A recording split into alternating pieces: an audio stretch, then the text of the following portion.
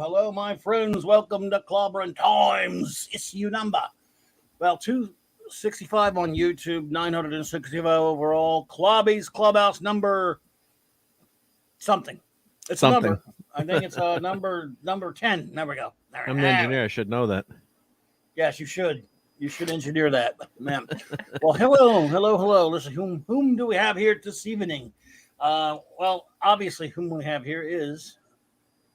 Let me fix this. Let me arrange this right. Yeah. We have, of course, the most wonderful first officer in the fleet, Miss R.M. RAQUEL Briggs. Hello, Ned number 1. Welcome. Hello, Captain. It's a pleasure to be here. I love you very much. We're going to have so much fun tonight. I'm really excited about the clubhouse tonight.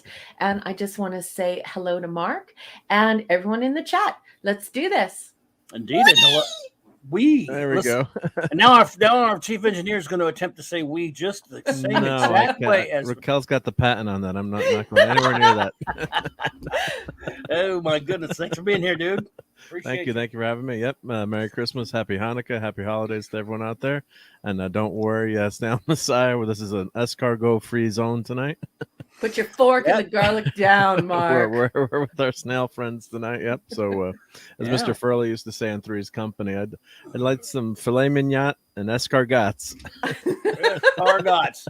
Welcome everyone to the clubhouse. It's great to see you all. Such wonderful friends here tonight. Let's see here. Speaking of which, before we get started with our hellos and all that good stuff and show notes, I want my wonderful first officer to tell you about her works of fiction that she is writing and has written and that is online and available. I've got the link there in the chat. Please go for it. Number 1. Oh, I love you. Thank you so much, Clubby. It is amazing to have such wonderful friends who are there to support you in everything that you care about.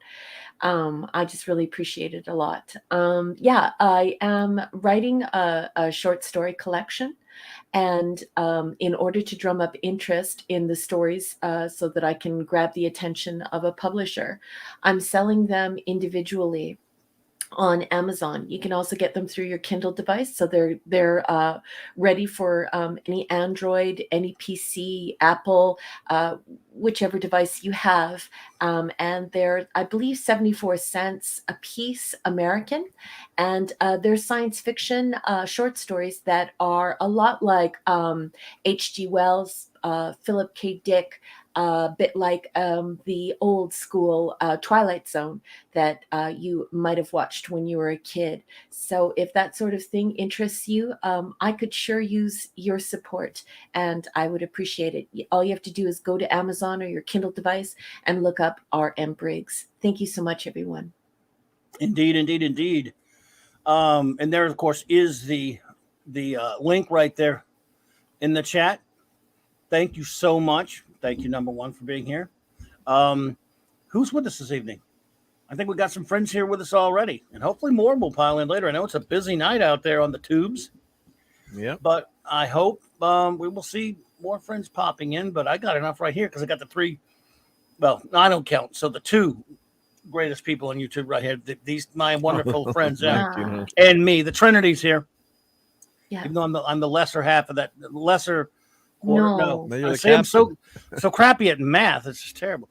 Eric K, what's up, buddy? The Bronze Wrencher. Evening, hello. Good to see you. Phantom Outside That. What's up, P.O.? Hey.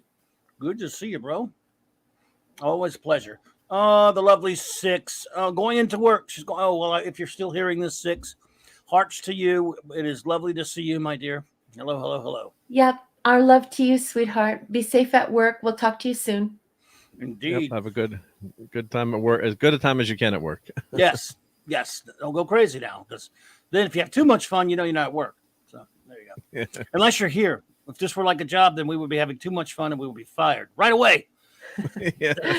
Decepticon. Don't get caught watching YouTube. Yeah.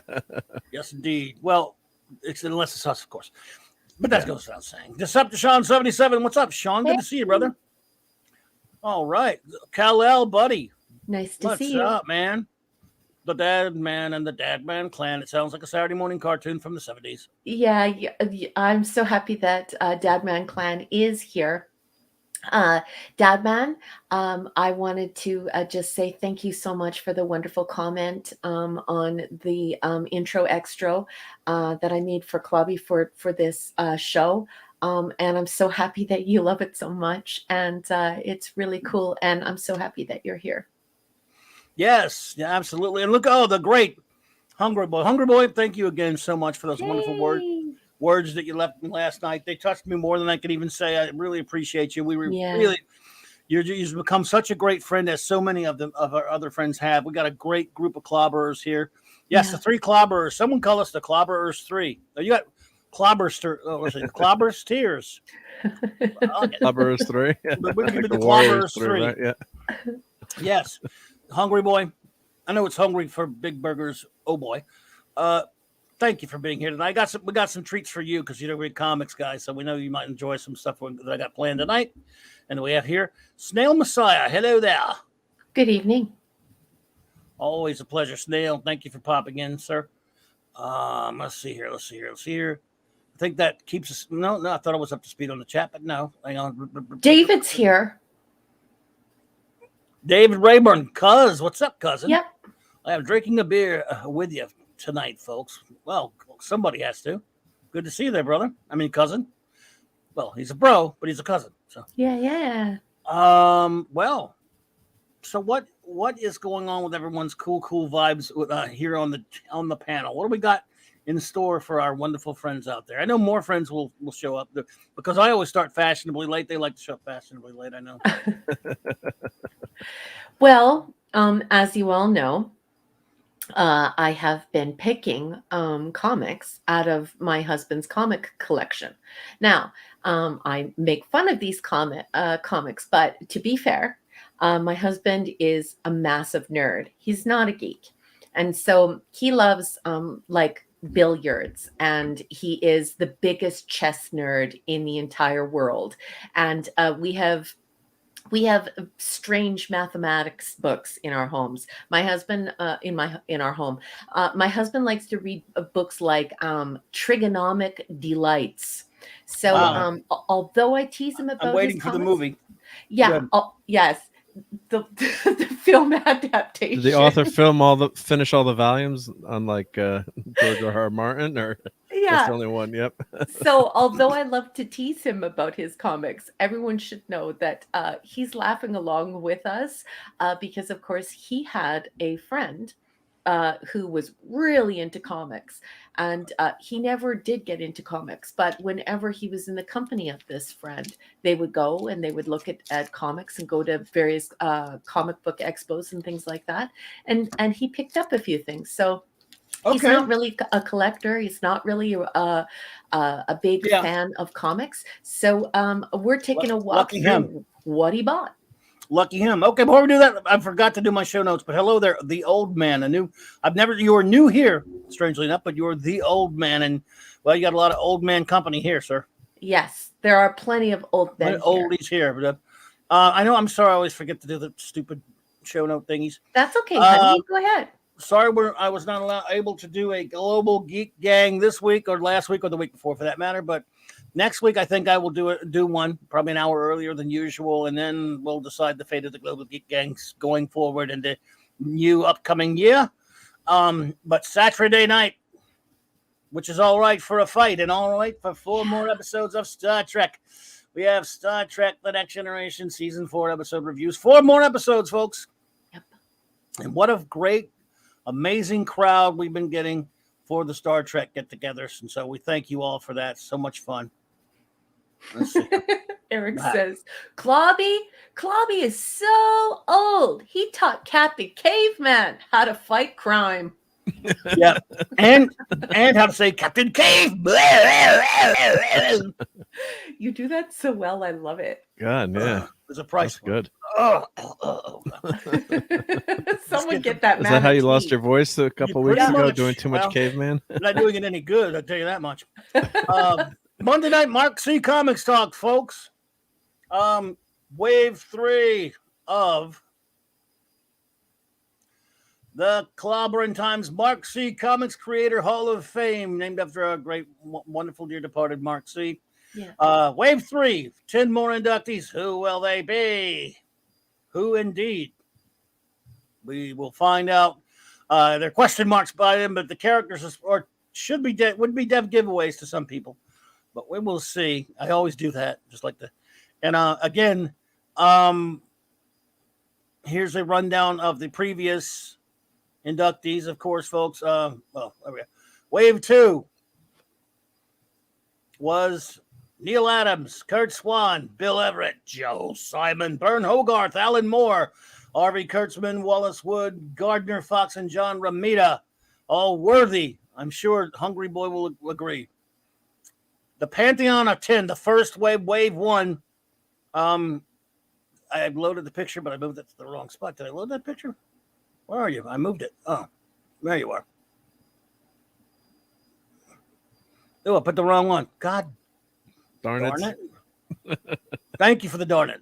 Yeah. Let me find my number one. Man. Well, while you're scrounging around for that, I have to tell everyone, did you tune in last night? We did a tribute to George Perez. I was late to it. And at the end of the show, Mark let us know about this wonderful auction that was happening. There was some memorabilia up for grabs, and he basically had to stand in line to get it. And we conspired to get something for Clubby for Christmas, even though Clubby doesn't want it, to the point where he might move away so we can't deliver it. Yes, so actually, I am. Santa will find your house. Santa's going to find you. I wanted to let everyone know that despite Clubby and I keeping Mark up half the night, he got up early this morning. He got in line at the auction and he secured that beautiful poster last night for Clubby. So the Christmas present for Clubby was acquired. The target was acquired. So I just wanted to say a huge thank you on air to Mark D with a C for helping to make Christmas special this year. I was glad to enable. Still, we don't know. You still has to find me. Let's see. Fandom. I love Trimpy. It'll happen. I mean, not to spoil you. And I do love CC Beck. It'll happen. Don't worry, man. It's only 2 waves. But here, Hungry Boy, here's wave 1. The Pantheon of 10, the first ones, the big ones. I didn't even have to put their names. I shouldn't have to put their names for you. Oh, you're getting in trouble from Hungry Boy. He's got hashtag no Grinchin for Clubby. What happened now? Oh, I'm Grinchin. Yeah, no Grinchin for Clubby. So that's Hungry a great Boy. Hashtag. I don't have to tell you who they are, but I will anyway. Of course, King Kirby, duh. The great Gil Kane, the great Steve Ditko, the great Will Eisner. I mean, who are the only 2 guys with awards named after them? Eisner Awards and Kirby Awards. So there you go. Alex Raymond, Jerry Siegel, Joe Schuster, Bill Finger, Julius Schwartz, and of course the legendary Joe Kubert. So there, all magnificent legends. Dun, dun, dun. We're gonna do a little in a little bit after we do this. Do our after we ridicule Andrew's comics. We'll have a comic art presentation for you, and then Mark will give us a presentation on how to find the addresses from people in the South that have moved out of their place. I might have to call upon Reed Richards' skills to find that out. Yep. Yeah. I love that hashtag. No Grinchin for Clubby. I'm with Hungry Boy. Yes. Most people like, where are my presents? Open the presents. Clobbering time. Like, I hate presents. Don't send me anything. I hate presents. Don't give me anything. No. I mean, look, it's just not fair because I would like to give you something and everybody else something. Did, yeah. No, I didn't. Yeah. I spread nothing but pain and misery. Well, Mark made a suggestion to me about what he could possibly get for Christmas from me that he's never had. And so I'm going to send that to him for Christmas, which is a beautiful box of Canadian butter tarts, which it's a huge tradition. It's like true Canadian food. It must be experienced. Nick Weiser had one and he declared it a near sexual experience. It was so delicious. And so Mark is pretty stoked to try a Canadian butter tart. So don't worry, folks at home. I have Mark and his wife covered. They are definitely getting a tin of some really high quality Nice. butter tarts. I'm Wow. already hungry. Snail Messiah, you are too kind, sir. I thank you for that. And I'm too humbled to even words can't express it. You guys got to stop that stuff. But yeah, stop all this being nice and yeah, stop giving being stuff. nice. Damn it. Get back to being selfish and yeah. Okay, I decided now if you're gonna send a food type item to Mark, I too could play at that game. I could send him some Tony Chesery's powder. What's that? It's a Cajun seasoning powder that people put on. People I love spicy food, so it's everyone's answer to everything. If they got something that's kind of bland, like for example, if you go to Popeye's Chicken and they're out of spicy and you got to order a normal, ordinary, non-spicy, just bring it home and put Chesery's all over it. Oh, okay, cool. Oh, sounds intriguing. Well, down south, you guys have the best food down there. They do, but Mark Everybody and down I here are going to uses it. require milk and Tums. That stuff's bad for you. Just use a lot of water will wash the fire out just as good. Or I beer. don't know.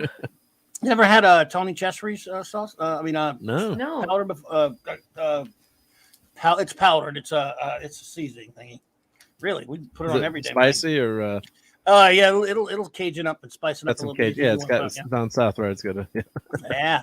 Let's see, David Rayburn. I bet you use it. I bet he uses it. He's saying it. Well, it's not spelled that way, but everyone calls it Chesery. Is it spelled that way? I can't remember how it's spelled now, and I just used some tonight. I got to Google it.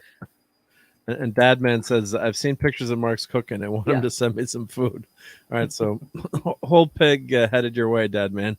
Yeah, that is, just so everyone knows at home, that is his specialty. He is like the barbecue king.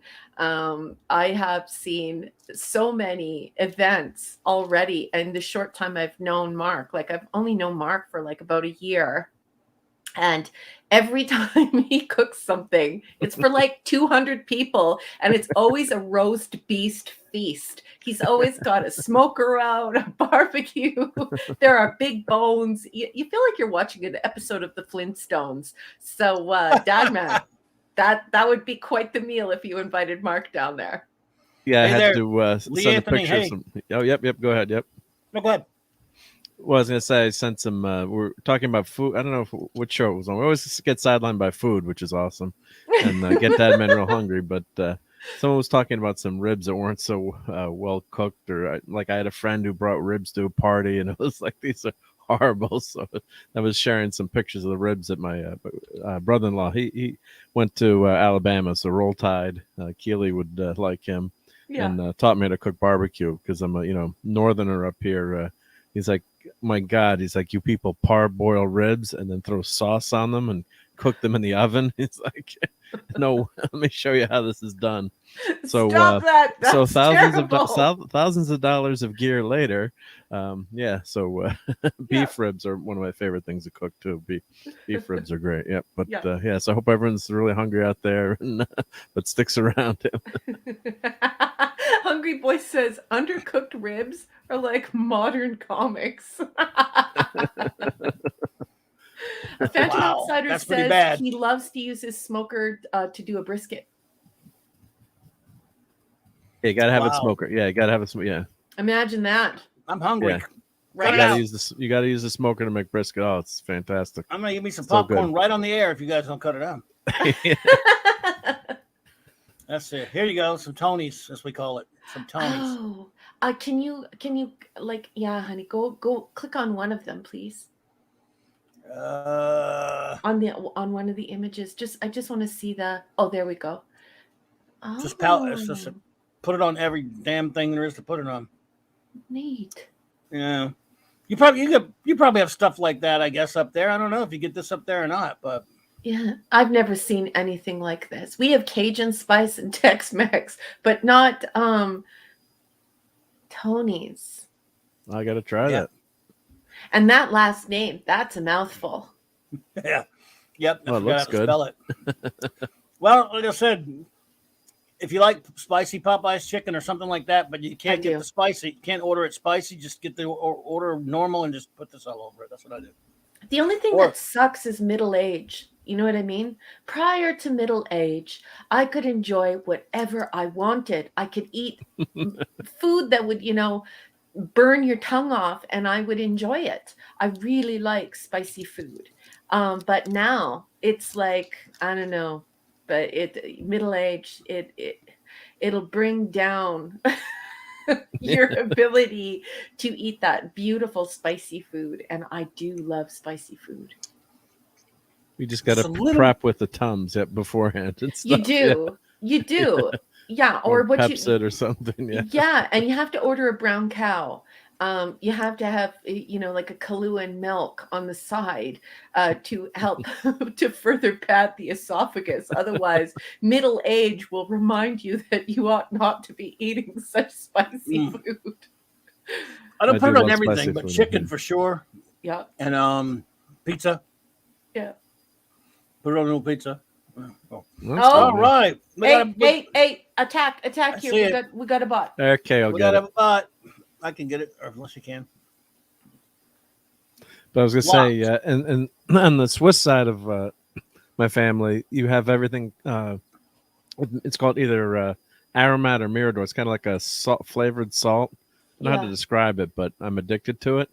And anytime someone would come to visit us, they would have to bring us a stash. But now, thanks to Amazon and shipping, you can buy it. So actually, I have some on my desk right now. So it's called aromat.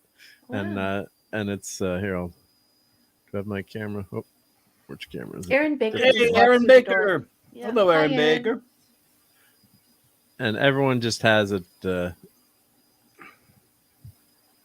had the cover up, but there.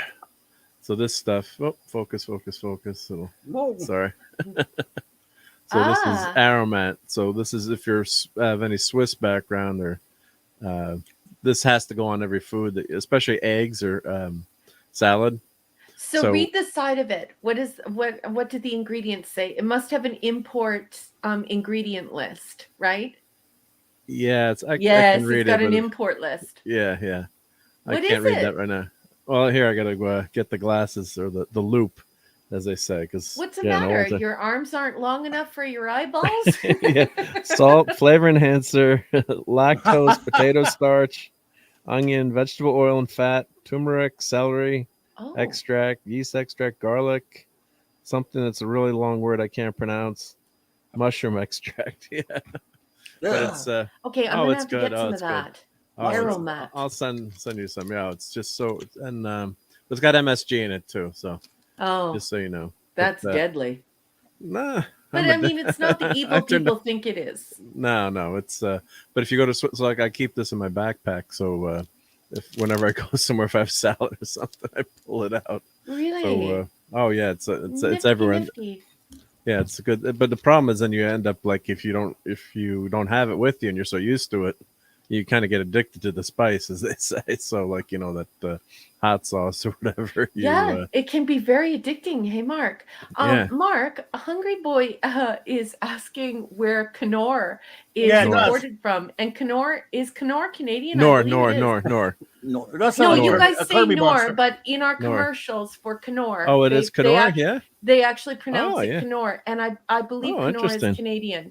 I know I said Knorr my entire since life. 1838. Well, my Swiss family always said Knorr, but well, that's what I thought it was. But then when the commercial comes on, it's like, try Knorr Bros. This is German. Unilever, Belgium. Knorr. Yeah. Industrial Lawn 9. Yep. So Belgium. Okay. Well, Belgium, we have Knorr here in Canada. KNOR.NL. Yeah, it's so popular here that we have commercials on television for Knorr. Nice. Yeah. Wow. Yep. So if anyone wants to send me something for Christmas, just kidding. Hey, Dee Dee Swiss just walked through chocolate's the door. better. Hey, Catman.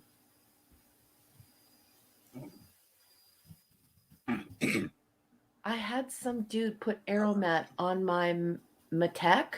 My family is Greenland Inuit. Matek or Madek, which is whale skin. It was horrible. Oh, wow. But the aromat was good, though, I'm sure. Wow. Well, I'm always up for trying new things, but yeah, I mean, I've never had whale skin, so I can't I vouch could for that never one. imagine it. But people grew up, it's probably what you eat what the land gives you, right? And the sea gives you. So, new things. Yeah. yep. I mean, Don't you you don't remember have a what they lot of said? choices. Don't you remember when they said in Wayne's World, "We fear change. Yeah. We Right? fear change." Matek is amazing. The aromat ruined it. Oh, Snail Messiah does not like aromat. He's Well, I don't warning know if me. it's recommended for Matek, so try. I recommend it on salad, potatoes, and eggs, especially. Yep. Oh, So on eggs. yeah, eggs. It goes really good with eggs. Yep, and corn. Corn. It's fantastic on corn.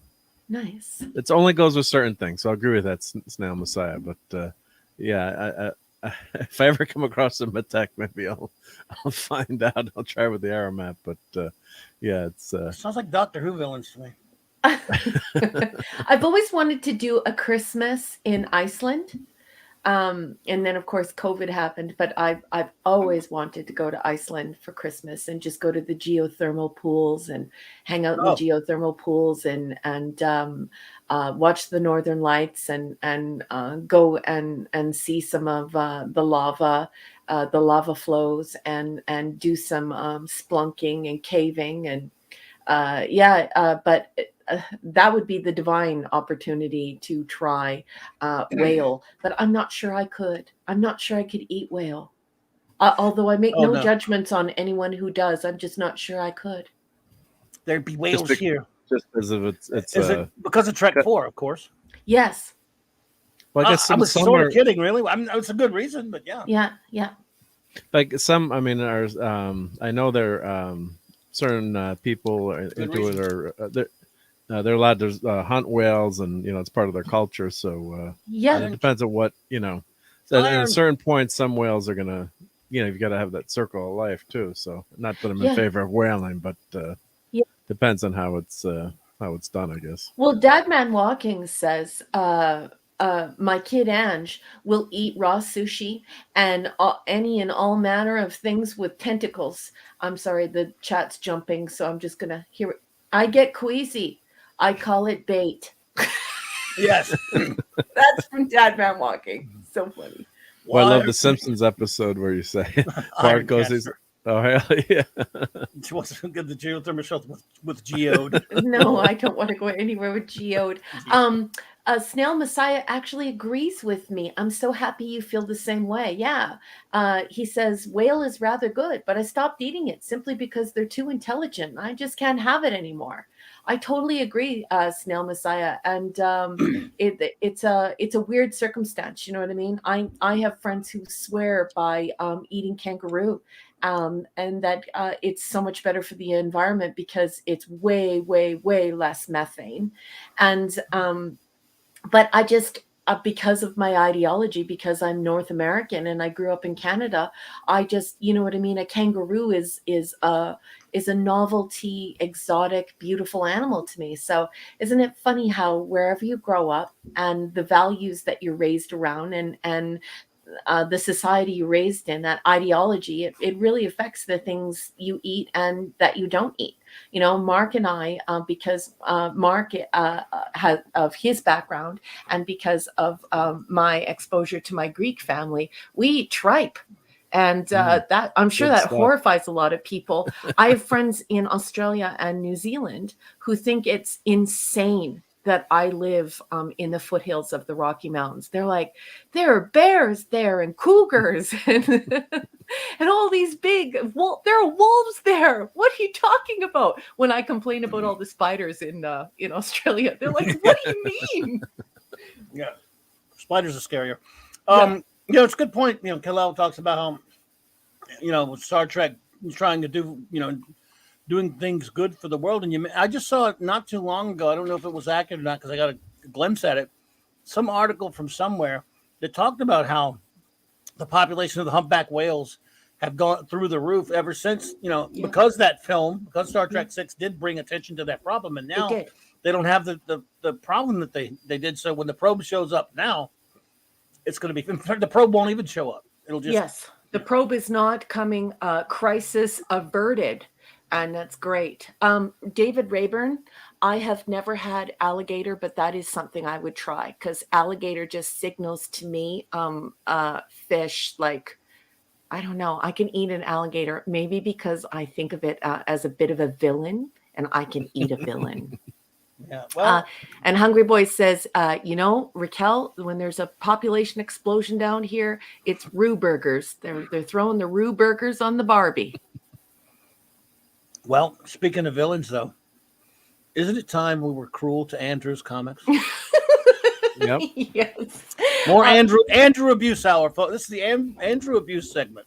Yes, and once again, just so everyone knows, he actually does not mind at all. Sorry, Andrew. Yeah, no, he doesn't mind at all. I have He a lot of he crummy actually- comics too. Yeah, Don't we well, all? he actually does not collect comics. He's not into comics. But as I said, he had that friend, and whenever they were together, that friend would sort of help him experiment with the idea of comics. And so he collected a couple, just a few, a very what he calls a short long box. So tonight we'll end the short long box. That's it, folks. He doesn't have any more after this. Oh, so you're Long, not going to make short- an intro to this segment and Yes. make it a weekly thing? Yeah. No, well, I could if you'd like. I would definitely love to. Like, do you remember when you and Clubby taught me about Neural Now? Oh, yeah. You know, That was the Legion Roundtable that we did. Legion Superheroes Bobby's a Roundtable. Legion expert, not me. Yeah. yeah. And LT was there, and Not an and expert. yeah, and I learned about Dream Girl and stuff like that. I yeah, wouldn't that was be fun. opposed to it. That's why I'm not afraid to ask you guys when I see an obscure character. Hey, what's that character? What's that all about? Because I learned so much, and what's really crazy is that almost every single week, someone in the chat comes forward and says, "I didn't know any of this stuff. It's so cool that you're openly talking about it instead of acting like, wine snobs. You guys are actually like teaching us." So I think I'm onto something. People like that I'm picking your expert brains. Oh, it's fun. And Bobby's the expert. Yeah. No, well, so are you, Mark. Okay. Oh, no, So, Mark, have you got your... Oh, by the way, Mark, I wanted to tell you that Andrew downloaded that comic book like archive research application that you mentioned on air. Okay. He downloaded it and looked at it, and he thought it was really neat. Yeah, there's a free version of that. Yep. So you can get a free version. And Yeah. then you can upgrade. Yeah, I think they let you do like 250 comics for free or something like that. That's how they suck But if you got a in. big collection, you need to. And then if you got a the big whole deal. collection, yeah. Yeah. But I figure for me, for my collection, I've got maybe 1 or 2 comics in the basement, so it's worth worth having that whole Well, yeah, whole your collection collection. listed. I just thought you should listed know there. because my husband is obsessed with chess, and he is a master pool player and is amazing pool player, and of course he loves math and programming. But he was so interested in what you said, you even intrigued him. And even Wow. he went and looked at that little tool. So if my husband's doing that and he's not even really interested in comics, I thought to myself, imagine all of the people in the audience who found use of that wonderful tool you gave everyone. So Thank you. I'll have to do an enabling video on that program. yeah, I think you should, because everyone really enjoyed that, sweetheart. I think Thank it's you. great. Now, Phantom is a Legion expert. We've talked a lot of Legion.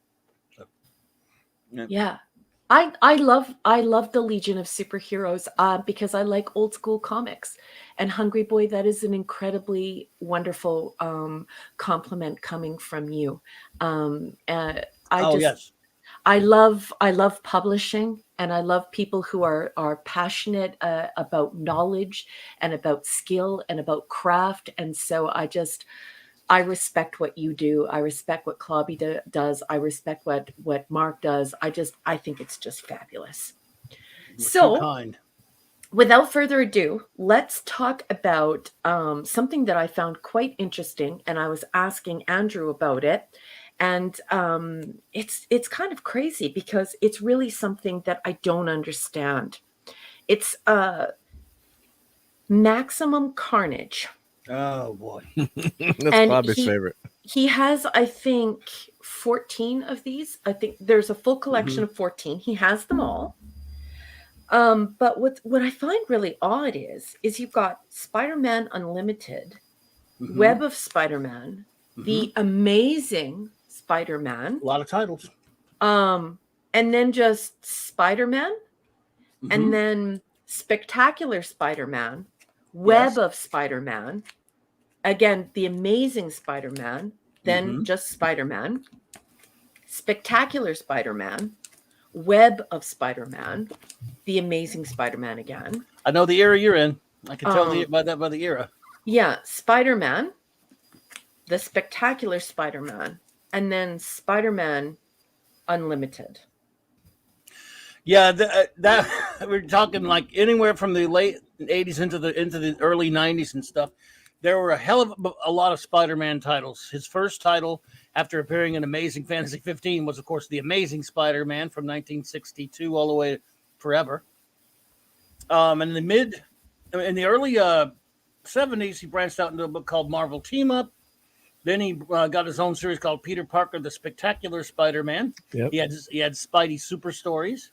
Then he had, then a little bit later, there was Peter Parker, the Spectacular Spider-Man just switched to Spectacular Spider-Man. Then he had Web of Spider-Man. He had Spider-Man. And then he had, let's see here. Oh, well, like you said, Spider-Man Unlimited, then all those other branched off things like Carnage and Maximum Carnage and Venom. And he was just. McFarlane, I think, really helped Spider-Man industry. take off. Yeah, so then came out with that Spider-Man book. And then I think they were publishing twice a month for a while. Amazing. And yeah. You could get like 20 Spider-Man books a month. It was like, That was just it is quite like remarkable, the impact. Oh, Sherry's here. Hello, beautiful. Hello, Sherry. Sending you a hug, sweetheart. Hugs to you, Sherry. Great to see you. We're all sending you hugs, honey. Absolutely. I just find it remarkable because the names do have an impact. So, when as you all know, my impression of Spider-Man is that 1960s cartoon. And so, I was even shocked to learn that Spider-Man had a compound hyphen in it, because I always thought that it was just Spider-Man. I thought it was a compound word, and it has a compound hyphen. And then you have this Amazing Spider-Man. And then there's all of this stuff that's happening on the internet right now where everyone is arguing and fighting over Peter Parker. So I thought it was interesting to talk about this tonight because I think it's absolutely effing insane that there would be any other type of Spider-Man other than Peter Parker. There's another? At this time when that was coming out, no. That all started late. Was it late 90s or later with 80s? Was that before the Clone Saga? Huh? Was Maximum Carnage before the Clone Saga? This was before, probably pre-Clone Saga, right around the same time. But even the Clone Saga, for a while, you had the only other Spidey, or quote unquote, that was sort of a Spider-Man was Ben Reilly, but that's convoluted. It's a good clone. luck explaining the Clone Saga. Hello there, Troy. Yeah, hey, Troy. Jackal. Yeah. But aside from the Ben Reilly thing that later became Scarlet, the whole Scarlet Spider stuff that happened from the Clone Saga in the early 90s, there was really it was Peter Parker. The whole thing was all about Peter Parker. Until what was the mid 2000s after Ultimate Spider-Man came out, and it was still a different version of Peter Parker. And then we get Miles Morales, and that's kind of what started the ball rolling with all these different this whole Spider-Verse thing. Yeah, you had because originally the Ultimate Universe was never supposed to merge with the Marvel 616 universe, and 616 is what the number for the real multiverse is. It's the quote unquote real, the original Marvel universe. Real deal. And one of my favorite characters I mentioned before is Spider Girl, Mayday Parker, but that's an alternate universe. So then I think Into the Spider-Verse really set this up too in terms of the popularity and bringing Miles. Netters Network. Hey, Netters. Continue. And, Yep, and bringing multiple versions and the multiverses, and you had that happen with Flash and Flashpoint, and of course DC's always had Infinite Crisis and multiple worlds, and like you always say, one company cop is another. So and then the Clone Saga was probably one of the most hated Spider-Man stories, I think, until One More Day. I know 3 people on the planet that like the Clone Saga, dude, and I know them, so there can't be anyone else. But okay, yeah, but most people hated the Clone Saga, which was, I guess, how to describe it. The Jackal had taken a villain of Spider-Man, had cloned Spider-Man, and then allegedly, the whole time you're following Spider-Man, aka Peter Parker, for it was about really 20 years. the clone. You were following the clone for 20 years, and Ben Reilly was actually the original that Spider-Man. sounds like BS to me. Oh, it was so bad. So how upset were people at this sort of Very- trying to reorder? it was not popular. Very, very upset. Not popular. This is early. That's why they just reversed it. They kind of forgot it. Yeah, that didn't happen. Or then Ben Reilly was the came clone. along. And he was he was degrading, because he was a clone, so his body was falling apart. It was always, it just I never liked that storyline. And then you had the multiverse is fun if you have like an alternative story or like a a character that you want to do alternative stuff or things that don't have the main complicates matters though. But when you have this multiverse and you've got Miles Morales is really just a carbon copy of Spider-Man. It's basically the same character in a lot of ways. And I think it's all crap. Peter Parker is Spider-Man. Yep. Or like, why don't they name the characters differently too, or have a sidekick, or like Hawkeye. I'm watching the Hawkeye series. I almost just about finished the 4th episode. And it's like in the comics, Hawkeye had quote unquote died, so Captain America gave Kate Bishop the mantle of Hawkeye, which is but come up with a different name for the characters. So, of course, if you're that legacy crap. You guys, I'm sorry to interrupt. I beg your pardon. Please excuse me, but our old friend, Dr. Herky Monkey, is here. Hey. And got to say hello to Dr. Herky Monkey. Yeah. Good evening, fine sir. I beg your pardon. Please continue. And Dave Bob. Dave Bob walked through the door as well. Great. So this is a huge thing that I was completely unaware of, this whole idea, and so I thought it was cool to bring it up and to sort of explain it and allow the experts to break it down in the chat, and also of course two of my best friends in the whole wide world who just happen to be experts. So weird. Spider-Man has one voice for me, and Spider-Man is Peter Parker for me. Yep. Yeah, your pockets were emptied. Yeah, that's true. Yeah. Oh God, when they were doing the twice a month titles, that was tough to keep up with the reading too. God, not easy. Yeah, and then Sean is 100% right there. Yeah, they may die, which set up that horrible One More Day saga. They got rid of the Peter Parker marriage and with I'm glad I was just totally away from Marvel at that point and just watched everyone bitching from afar. Didn't care because I just like, ugh, that's a dumb idea. I don't want anything to do with it. Dadman Walking, I totally agree. Dadman Walking says, my brain cannot function with multiverses. I think I'm a very linear thinker. Peter Parker is Spider-Man. That's it. But I did laugh at Peter Parker. Or Peter Porker, sorry. Peter Porker is funny. Dadman, I cannot stand the multiverses. I think that they're cheap pastiche. I think it's just a way to ring an IP, ring a story of its money so that it can become an IP. And I don't buy it. I don't like it. As an author, we work really hard to write on your mind's eye, to convey someone that doesn't exist, and to give them a character, a moral, ethics, a look about them, even a gait to their walk, their favorite color, their favorite music. We make all of this up out of thin air. And so for someone to come along and just say, well, no, this is of the multiverse one, it's just absolutely ridiculous to me, because those people don't exist unless the author writes them on the mind's eye. So if you completely change the character, then it's not the same anymore, because the character doesn't exist. Only what makes the character who he is or who she is makes them real. Pop Culture Republic, hey there. Well, here, all right, multiverses were created out of, to use their excuses, in a sense, out of necessity. Now, created by one of the greatest, guys who's in my top pantheon, Julius Schwartz, really came up with the whole multiverse comics, because they had editors of DC and Marvel comics, and usually, like I always say, Marvel see, Marvel do. Sometimes it's DC see, DC do. They've ripped each other off forever, but you see, a multiverse they had to come up with one to explain how these characters don't age, but they keep publishing their comics for 20 and 30, 20 and 50 years. They keep going, and very little changes.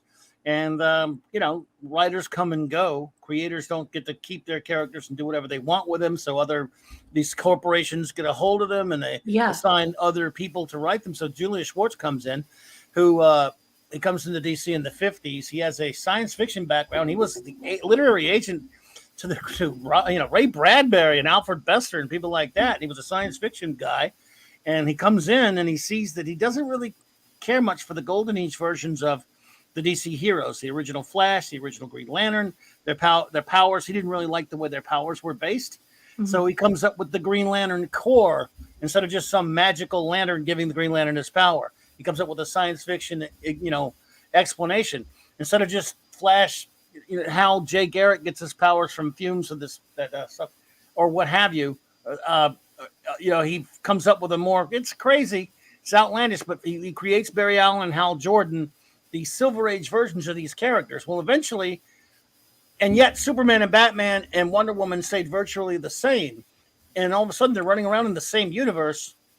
So they had to find some way to explain it. And in the early 60s, they came up with the idea. They got it backwards. They kept calling the Silver Age Earth, Earth 1, and the Golden Age Earth, which was older, Earth 2. Other than that, I like the explanation, and I love Earth 2. Your Golden Age characters existed on one Earth. Your Silver Age characters and into the Bronze Age existed on another one, on Earth 1. And they used to merge every summer. I couldn't wait for the JLA, JSA crossover with the two characters. So at that point, multiverses, it was pretty young and it wasn't overdone, but like every good thing, it gets abused into oblivion. Mm-hmm. Jeanette Kahn comes along, takes over DC Comics, and decides she did a really good job for a while. Then somewhere in the early 80s, she decides all this continuity is really getting cluttered up. We have all these different Earths and all these different multiverses. Let's do Crisis. She came out, she pretty much decided she wanted to do Crisis on Infinite Earths, and she brings in Marv Wolfman and a bunch of other people, George Perez and others, and they want to streamline the Earths, merge the Earths, and do all these other things, taking all these characters, and all it really did is create nothing but chaos and havoc, that the repercussions of which, not only in comic books, but in almost a lot of fiction, it kind of cursed almost all of fantasy or comic book fiction with the easy out, the multiverse excuse for everything. Yeah.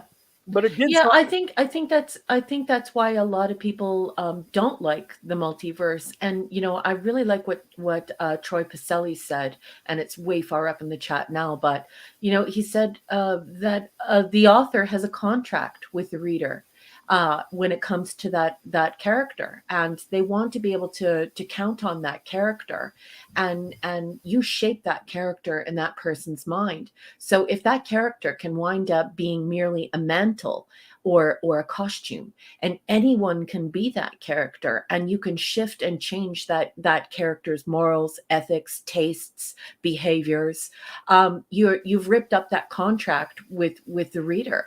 So I definitely hear what you're saying, Clobby, and I can definitely see how it could be successful in small doses, but I certainly definitely understand, like Dee Dee Myers and Troy Pacelli and Hungry Boy and others who have said, multiverses are are not good for characters that we grow to love and that No, we they're grow to not. care for, you know? No, they're not. And you know what, Kellel? I think multiverse stories can be interesting as well and can work.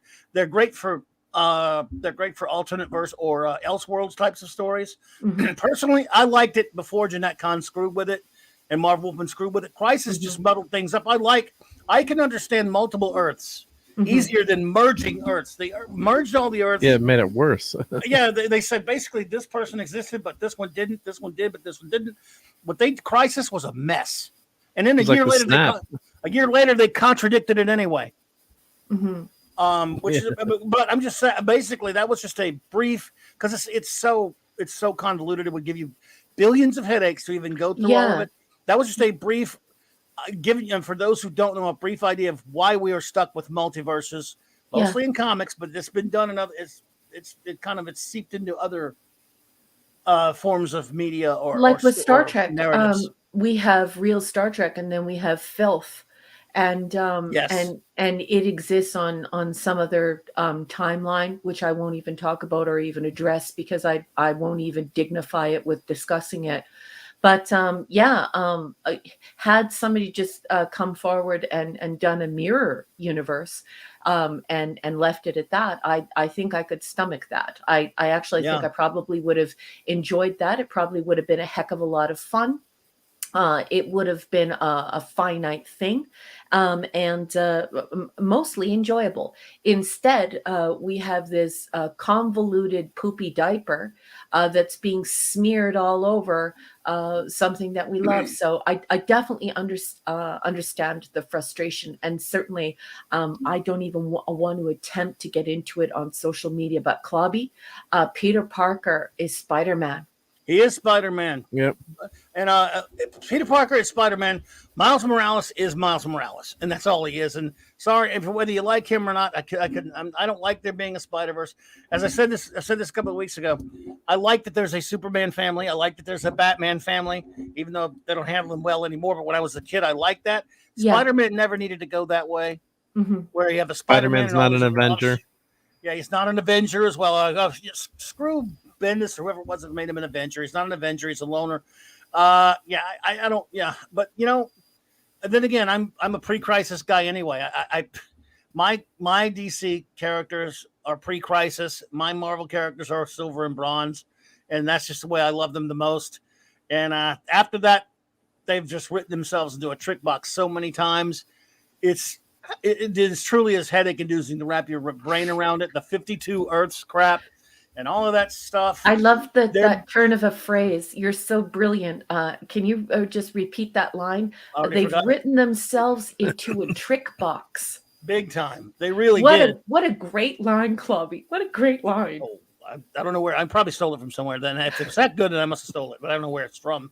But I can name you two of the greatest writers who ever wrote superhero comics. Wrote two of the greatest commentaries on Crisis. I recommend if you could ever find them.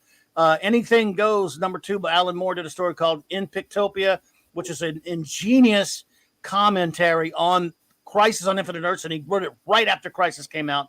And then even better, both these stories are my top 10 all-time favorite comic book stories list, is The Nearness of You by Kurt Busiek for Kurt Busiek's masterpiece, Astro City, 1/2, which is one of the few comics that ever made me cry. It was the best commentary on what is wrong with revising and revamping and, and rebooting and crisising. Okay, I made up a word. Don't hit me. No, I love it. I love it. Characters. It's a masterpiece of a comic book that he wrote. Of course, he wrote a lot of masterpieces for a few for his Astro City. Hello, Keely Chow. Hey, welcome, Keely. Roll Tide. So those two stories are the ultimate commentaries on Crisis. And I remember back when I first started doing the show in 2009, but I think it was maybe a couple years after I started it. I had a guy who we did a crossover podcast when we were on Blog Talk Radio. It was about Crisis. He loves it. I hated it, or I have a lot of problems with Crisis. He also loves the Clone Saga, by the way. He's that other guy I was telling you about, Mark. He and Flash. Flash likes it. And boy, did we go all over the place about it. So we did a crossover where we had a big battle for Crisis, But you know what? It probably got eaten up by a wave of antimatter, and we can't find it anymore. I don't know. Boss, what is Yes. Miles Morales? Captain, That's- tell me what the heck this Miles Clobby's Morales read is. every issue of Ultimate Spider-Man, so which means none, by the way. Okay, please so tell- what is this crap? What is this Miles Morales BS? Because Peter Parker is Spider-Man, and I just want to understand why everyone's saying this Miles Morales thing. This, to me, this is like, what are you talking about? Like, it sounds like garble. Well, he's I forget exactly how long ago, because I don't read modern crappy comics, if you will, maybe back in the 2000s or something, whenever it was. There was a branched off series of comics called Ultimates that Marvel put out, like Ultimate Spider-Man, Ultimate Fantastic Four, Ultimate, that was considered for a different universe, so they could tell their own stories without quote unquote being bogged down by continuity. And in the case of some of the titles, to tell stories for older readers, although the Ultimate Spider-Man was kind of aimed at younger ones, I think. Anyway, in that series, Ultimate Spider-Man, they killed Peter Parker to replace him with Miles Morales, who was, I think he is, if I'm getting his ethnicity correct, both half black, half Hispanic. Is that right, Mark? Oh, I don't know. He went silent and shut off his camera. Oh, anyway, he's just a crappy, basically what the great Young Ripper. We don't do politics here, folks, but this is what Young Ripper rightly calls him, basically a tokenized character to replace another one of those race swap type characters for no good reason. So this, I get this now. So this is why there's all this controversy online, is because people are focusing on the racial issue and not on the fact that Peter Parker is the only Spider-Man. So this is so rather than focusing on the anger of people loving Peter Parker, being attached to Peter Parker, and them killing Peter Parker, and giving away the character as though it's just a suit instead of like a person who we care about, right? See, that was another universe, but then they put him in the regular universe, and then they made this movie called Into the Spider-Verse a couple of years ago, an animated movie. Okay, and it meant all these variants, different versions of Spidey, including Peter Parker and Spider-Man Noir and Spider-Gwen and all these stuff.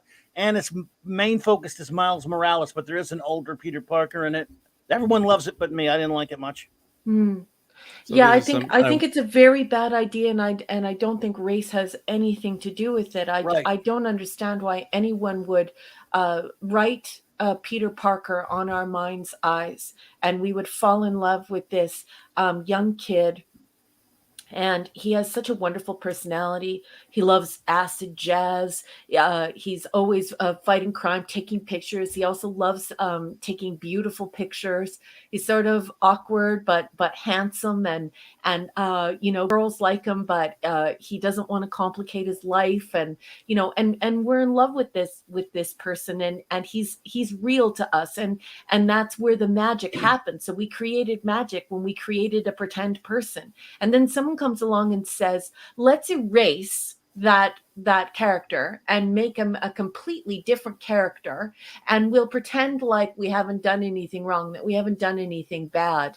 And I'm sorry, but these characters are not mantles. They're not costumes. Some of these characters have endeared themselves to us, and we love them. Agreed. I think that's my oldest issue of Spidey, man. That's where you went. You went to go and get goody. Yeah, I could hear you guys. I had my headphones on, but yeah. So basically, I've read probably more Ultimate Spider-Man comics than Clobberin times. I hate Ultimate. No, yeah, because I would never touch any Ultimate filth. I hate it. It's trash. So is that Peter Parker? This is the original. That's the real deal right there. Yeah, that's issue number 29. That's Ditko. Yeah. So that's, I think I have a box with some of my signed comics, and so I was just showing I'd met Mark Bagley. So these were some of I never liked his art. Oh, yeah, that's ugly. I love you, but that's ugly, honey. The interiors, I don't think this is him on the cover. I don't think that cover is terrible. No, but his interior art was pretty good, I thought. I never was a fan. I know you liked them on Thunderbolts. Yeah. So not a fan. I think that Spider-Man looks a little effeminate. He looks like he needs to be. He looks like he needs to be wearing a sash, and he's like he's in a Miss Universe contest. Yep. Well, they drew him. The idea was to bring Spider-Man back as a younger kid, And the Okay. Ultimate Universe, like as we said before, was always supposed to be. But Totally, what's with the pose? Come on, bring that comic back. Look at that pose. That's a ridiculous pose. That's Which not one? Spider. Oh, the other one. Yeah. I'm trying to find some more to see if I. Don't you have more comics from Andrew, by the way? I do. Yeah. I do. I have more stuff to make fun of on my end. Wait. Yeah. Okay, go. Go ahead. Okay, Mark, please teach me about. I'll have to show. I'll show you this one later. You'll get a kick out of that one. Oh, okay. Let's talk about that after. Mark, would you please draw up Spirits of Venom? So we have something called Web of Spider-Man. That's Spirits. Web. Yeah, Web of Spidey.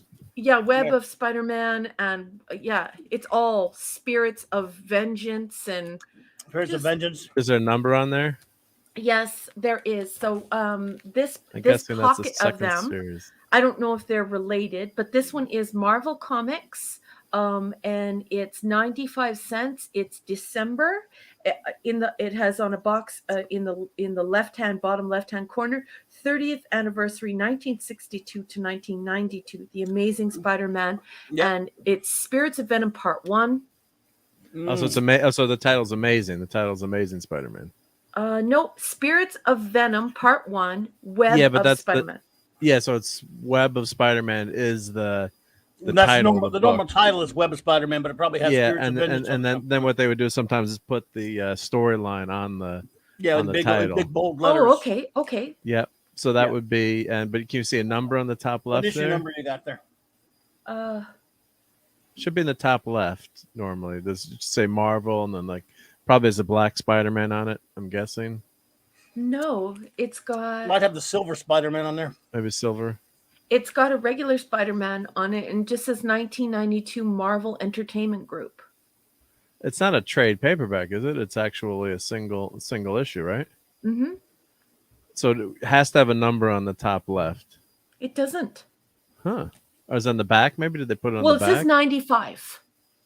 Oh, number 95. That's what, 95. I said number 95. Yeah. Oh, sorry. Yep. 95. Yeah. Here we go. So Web of Spider-Man. It's got Venom on the cover with Ghost Rider. Yeah. I'm guessing that's Mark Bagley. Not Mark Bagley. That's who's the cover on there? It looks. Sometimes they put the actual year the thing came out, like an annual or a yearbook type thingy. And I know they did something like that around 95, 96, they were doing stuff like that. The art is rotten. Like there's one in this pull that's Marvel Comics. It's issue 375. It says giant sized 30th anniversary of Amazing Spider-Man #1. Yeah, The Amazing Spider-Man. And it has that holographic cover that Phantom Outsider, Decepticon, and Hungry Boy were teaching me about when you guys were saying that's like a big fad thing. Yep. It has that, but you need to draw this up because you would not believe how ugly the drawing is. I got it on my screen. Yeah, I got my screen. Okay, let me go ahead and share it. Who drew this? This is terrible. According to the program, this would have been Howard Mackie writer, cover artist Alex Saviuk. Alex Saviuk. Yeah, Saviuk. You mean Savvy Suck? Yeah, well, if that is Saviuk, he sucks, but. Yeah, allegedly that's his cover. Yep. Mark, could you please go to 375, the one that the 375th one? But that's probably Amazing Spider-Man. That doesn't look like a Saviuk cover to me, but. Oh yeah, that is the Amazing Spider-Man. I have to show this to you. Sure. Yeah. Sure. Yep. Let's go. Amazing. Just takes a few seconds for the program to turn. The suck is so hard. Wait until you see this. Hungry Boy is just his eyes are gonna burn.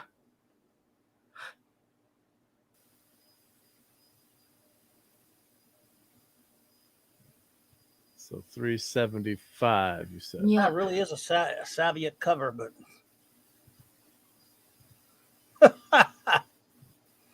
I mean, no offense to Alex Saviuk fans out there, but I never really. Yeah, I never really liked his art either. I wish you could see. Let me see if I can download him. Super big. because I'll bring it to you. You'll get it. Yeah, you get it. may be some of the worst comic book artistry I've ever seen. Oh, we could take care of that notion really quickly. Spider-Man almost looks like a stick figure. The lines are so hard. He doesn't even look three-dimensional. Like, and you know, in most art, you're looking at Spider-Man and you're like, oh, he's beautiful. He's three-dimensional and you know, and he looks really great. In this one, his head looks so strange. It's just It's flat. Yeah, like totally flat, Mark. Well, what happened was in the from 300 to about 330, Todd McFarlane had a run on Amazing Spider-Man that was really, really incredible. Well, I thought it was really incredible, and just his artwork. I love that. Yeah, I know. It's all right. I mean, I didn't like it much, I'm just flipping through just flipping through some of his. Let's see, where's a good cover here? I love you, Decepticon. Here we go with the foil embossed crap. Yeah. I love you, Decepticon. So what happens? Boy's correcting me. He's like, no, Raquel, sadly, nowhere near the worst. Wow. Nowhere near the worst. It's just Spider-Man is so beautiful. Like, how do you poop the bed so bad on Spider-Man? Yeah, so what had happened was McFarlane, you know, just became super popular in this run in Amazing, and then Eric Larson took over and basically tried to ape his style. Yeah. And it actually you know, was made, you know, by kind of copying Larson. Yeah, I think it made things even worse, and I think then everyone was kind of trying to copy McFarlane's style, and really only McFarlane can do McFarlane. So it's really freaky when you, because so basically anyone collecting from this time would have the 375 with the Amazing Spider-Man on it. That's the one you're talking about? No, get the 375, Clobby, please. Oh, I thought you said it was this one that you wanted to rag on. No, you got to see the 375. You wouldn't believe how bad the head is drawn. I bet I would believe it, but I thought you were talking about that stupid Web of Spider. Okay, sorry, honey, but yeah. No, so what's really weird is if you look at the at number 96 from the Web of Spider-Man, it looks as almost like the kind of like high school art you see where there's shading, like, you know, when somebody would take their finger and smear the shading in drawing. And then you've got this Amazing Spider-Man 375, and the head looks completely flat. It doesn't even look three-dimensional. So it is a very strange run of comic book collecting. If once you get into Spider-Man, some really weird stuff happens with Spider-Man. They had a lot of crappy artists at Marvel that they had hacks is what they had. Yep. So. Yeah, they were just trying to copy. In my opinion, they were just trying to copy McFarlane for a while. Yeah, and no one was having it. And yeah, that art is just, I don't know how to describe it. Maybe really flat, not defined, too angular. Yes. You know, hey, if you like it, but it just, that's Bagley. I think it's Bagley.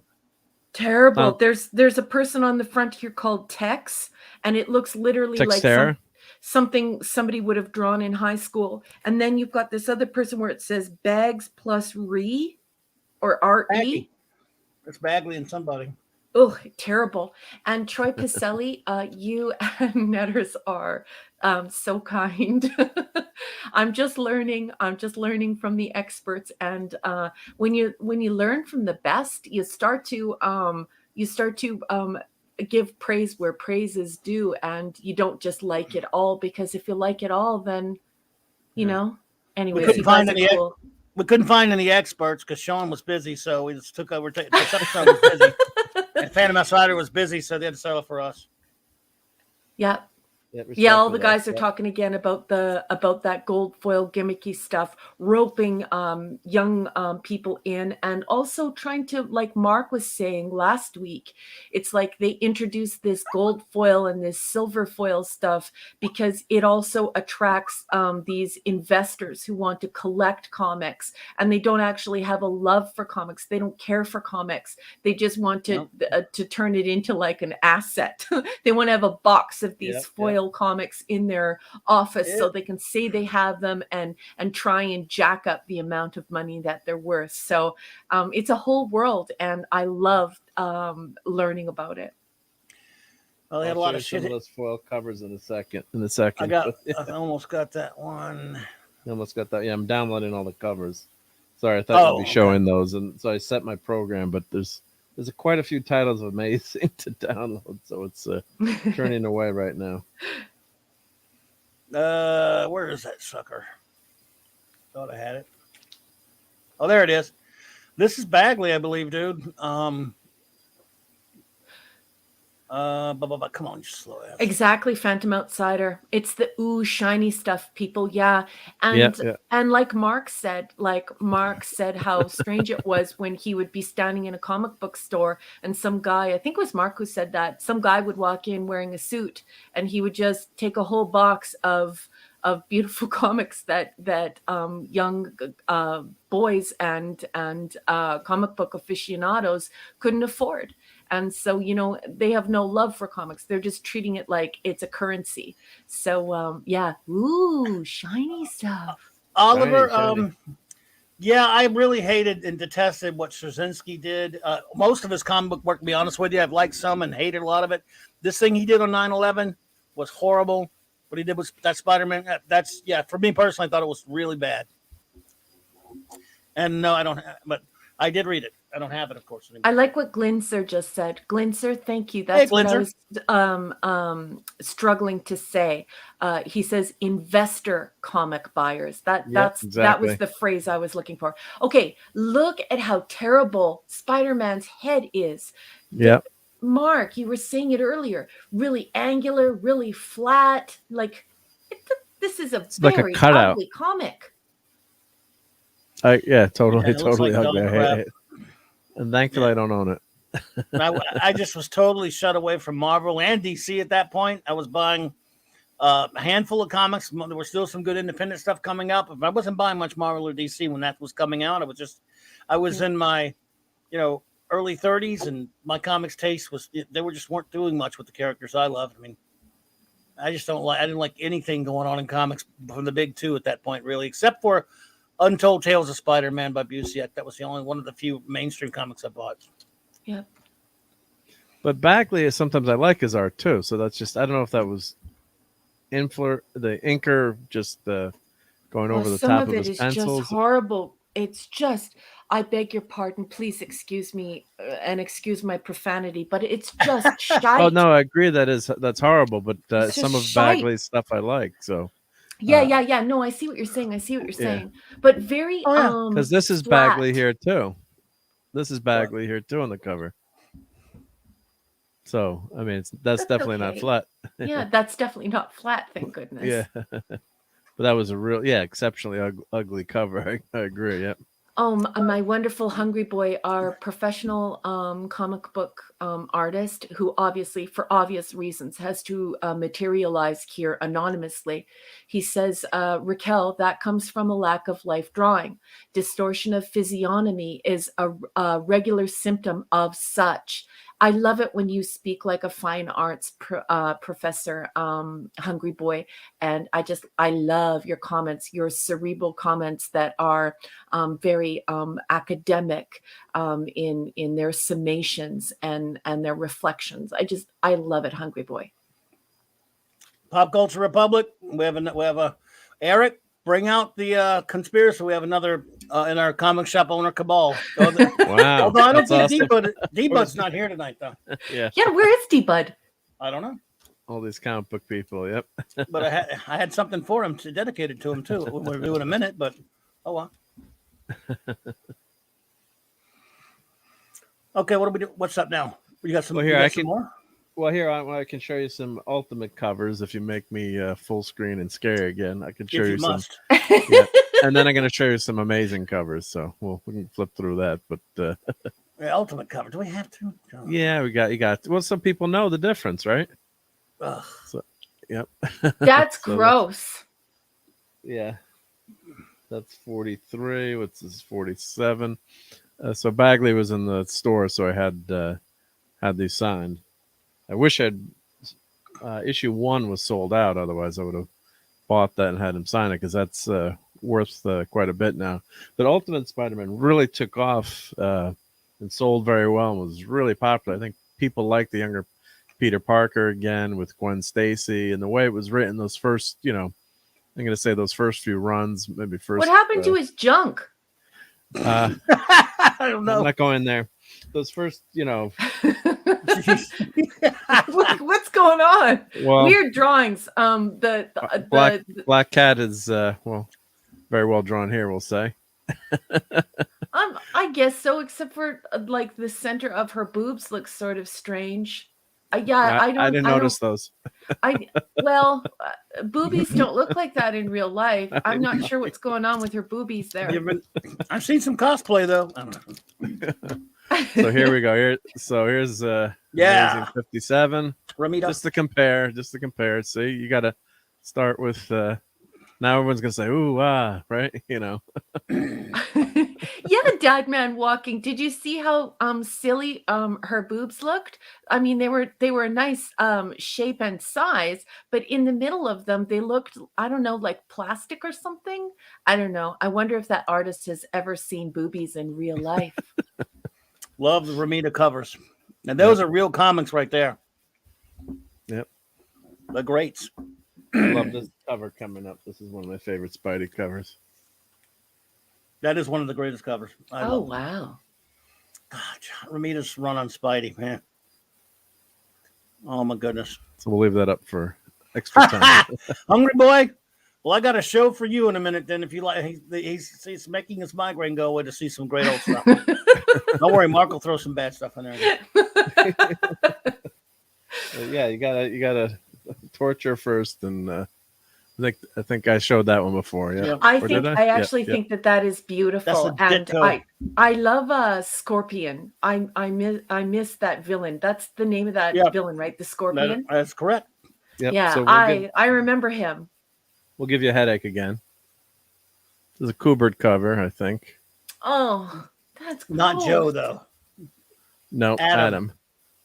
So check out the hologram. I mean, I had to have it. Have that hologram, didn't you? I mean, come on. And it's more of that all over body shading, as though all of the characters are dirty and they need to have a shower. It's that weird. Yeah. What a pity. Meet superstar artist Adam Kubert. But that was the style back then. That was. That's why I wasn't buying Marvel comics. This was '90s. Yeah. And then here, look at this. This is Maximum Hologram, another Adam Kubert cover, it's kind of cool if I can see if the light goes into it, Shiny collecting. Look at that Wolvie. There you go, Sean. I don't know how that shows through, but Pop Culture Republic, bad hologram. Sean bought this. I know he did. That's the 100th issue. God, you gotta have it. Raquel is Raquel's Kryptonian superhero name. And Hungry Boy goes, and the pain is back. And Decepticon is like, those holograms never looked good. Nope. Trek Teens. Oh, boy. I know. Oh, no. Pop Culture Republic. That is one of the worst holograms I've ever seen. And he owns a comic book store. Or did. Or he did, yeah. This is like a fan fiction book. I can't remember. I think they're 4 issues. Don't hang your head in shame. We've all bought worse. We've all bought worse, Sean. So yeah, when did that Trek? That's from like the 90s or something. You should open that Trek one up. Yeah, open that one. Let's read it. Yeah. Trek Teens. I never bought Trek Teens either. Only Mark did. It. I think I have a few more issues of these. I can't remember. What? I think there are 4 issues. Let's see. So we got Trek Teens. Pop Culture, me too. Who publishes 80s and 90s for me, dude. So 1993. First printing. Okay. Yep. Black and white. Let's see. Black and white. Yep. It's one of those a little bit after the black and white glut. Oh. Okay.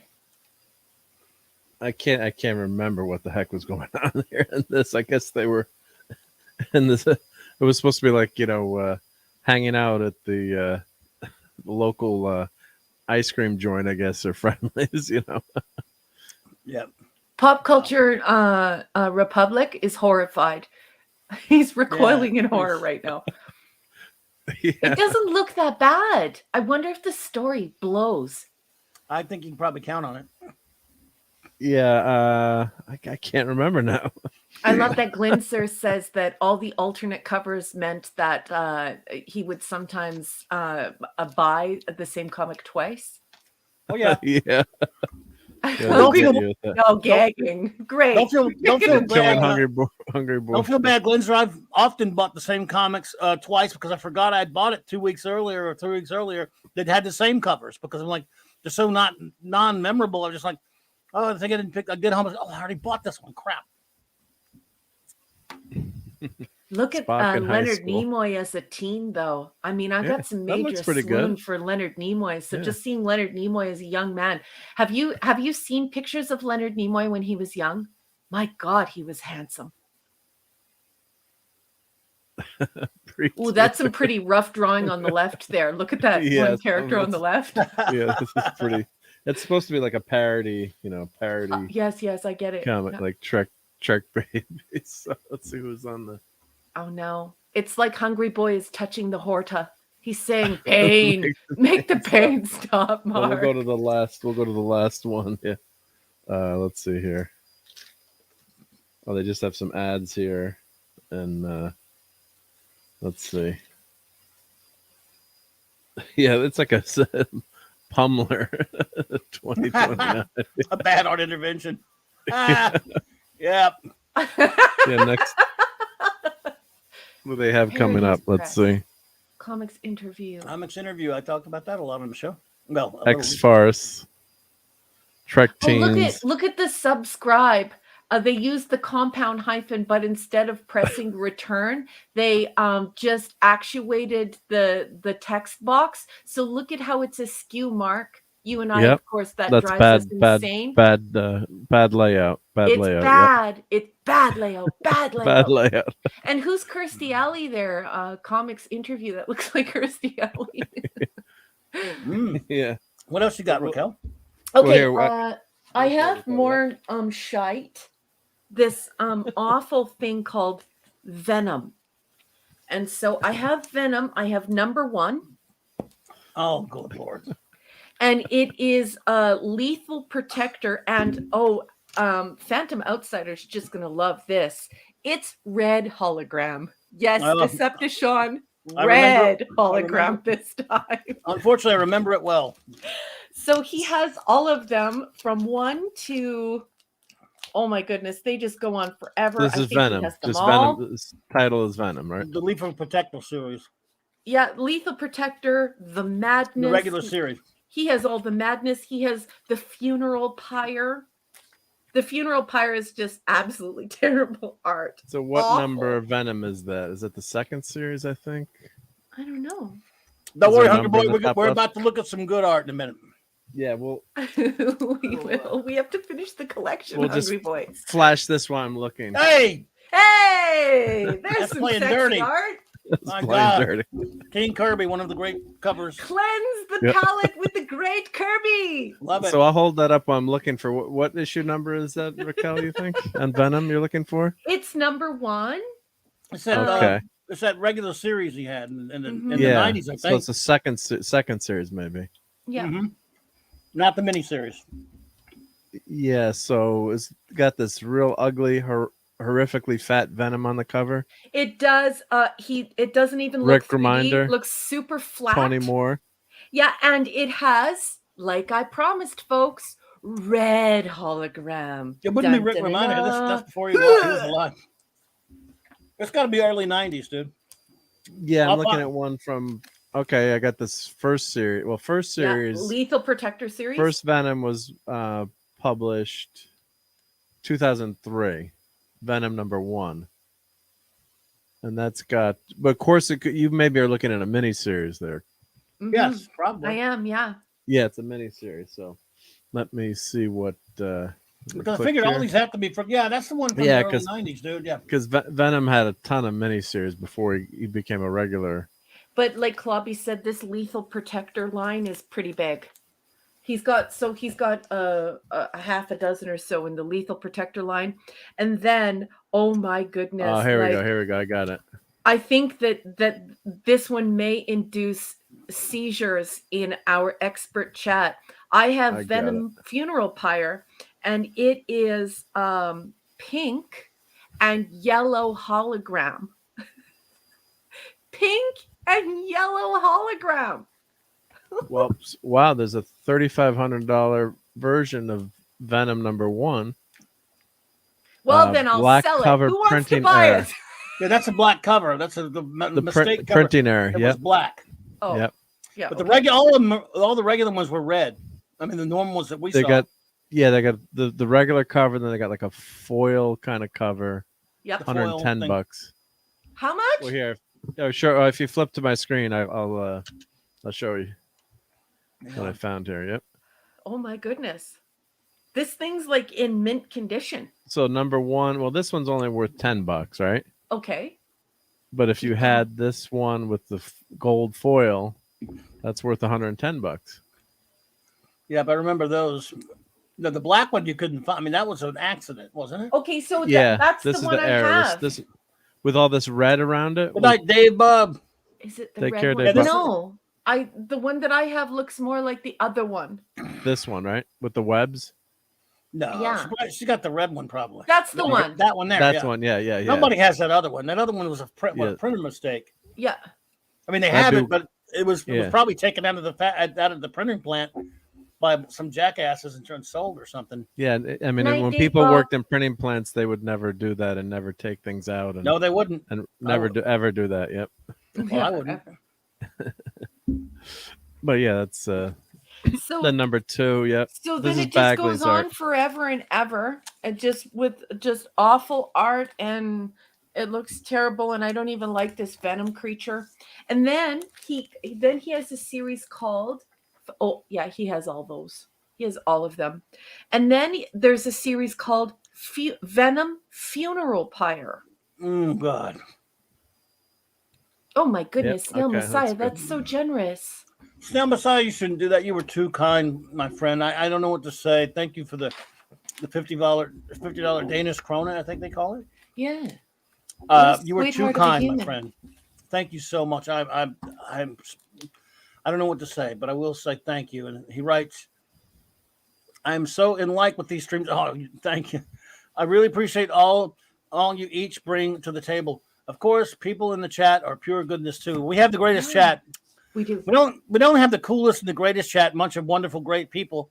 They're also extremely knowledgeable. I mean, if someone, there's no question that can fly out of any of our mouths when we're on the stream, whether it's 3 of us, 5 of us, 1 of us, that if we don't know it, we don't have to have Google. We've got the chat. Someone's going to know it. Yeah, no need for Google here. But thank you, Snail Messiah. Thank you so much. Thank you, Snail Messiah. I'm honored. So yeah, so this is the Funeral Pyre line. He has all of them. Possibly some of the ugliest comics I've ever seen. And then he has a line called The Madness. By Venom. Madness. Venom, yeah, The Madness. Once again, terrible art, some of the worst art I've ever seen. What was the turn of the phrase that Decepticon used? Was it Decepticon who used that turn of the phrase meat and teeth? The Venom, the Madness is like meat and teeth personified. That's why I always laugh at some of these guys who are about 4 to 5, anyway, from like 5 to 10 years younger than me, that now that when I hear them on streams, people I really like, by the way, but they'll talk and they'll reminisce about the good old days of comics, and they'll talk about the 90s because they were kids. I understand that. But I'm going, good God, my friends in my age group were calling them the vile 90s. Granted, we didn't know how bad comics would be 30 years later, but I'm saying we were like, ugh, these comics, this mainstream is crap. There was some good comics, but almost none of them were Marvel and DC. Crap. Yes. Oh, Decepticon said it's muscles and teeth. Yes, Decepticon.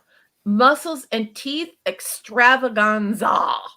So The Madness, hard on the suck. And now there is another series he has called Venom, the Enemy Within. Wow. They gave it to you for that's pretty good, Snail. Wow, Awesome. good. Yeah, Well, Yay! keep doing that if it's free. Yeah. see, YouTube is a fan of you. So, Wow. but thank you though. Anyway, what you got? Oh, we're still. What are we still? Yeah, got? we're still on Andy's Venom. comics. Oh, gotcha. Yep. And then the enemy within. The enemy within. Not to be Also, confused. You with- mean he missed all these other Venom titles? Just kidding. just crap. Like it's just like look at this ugly crap. Like poor hungry boy, just cover your eyes. Hang on, Hunger Boy. I got some good art for you coming up. There's just so much fail. That's worth $7. Ooh. That went up. Kelly Jones. Ugh, this isn't that bad. And okay, so then that's it. I have one more thing to share, and then we are done. What if Venom had possessed the Punisher? What if? And I have the 44th. You see what I'm talking about? Yep, About yep. the suck. Yeah. So now the last one I have is what if Venom had possessed the Punisher? I have the issue number is 44, Probably and volume the 2. art is Volume so 2, bad. right, yeah. I like it may cause convulsions in Hungry Boy. Hang tough, Hungry Boy. Volume 2. Yeah. Decepticon is just going to leave the room for a few minutes. Decepticon, cover your eyes. Phantom Outsider, cover your eyes. See if they have a bigger. Well, they Sean, don't have a yes, bigger version. Too bad. Those EC reprints are amazing. You don't want to see this bigger. Like, look at how wide he Venom is. got fat. Like, what's going on there? He ate too many people. It looks. I don't understand. It's like a real estate photo where they use those barrel lenses to try and make the room look bigger than it is. Marvel had a bunch of hacks. Yeah. Look at that terrible cover. It's so bad. Yeah, so bad, yeah. So one-dimensional and just bad. Hey, Mando, what's up, bud? Poor Pop Culture Republic. Yeah, we're killing him. We're killing him. Look at that one, Pop Culture Republic. Have you ever? Well, of course you have. You have seen such one-dimensional artwork before. It's terrible. That's horrible. Yep. Yeah. Well, there are a lot of garbage comics in the '90s. Yeah, but volume 2 of What If was kind of bad.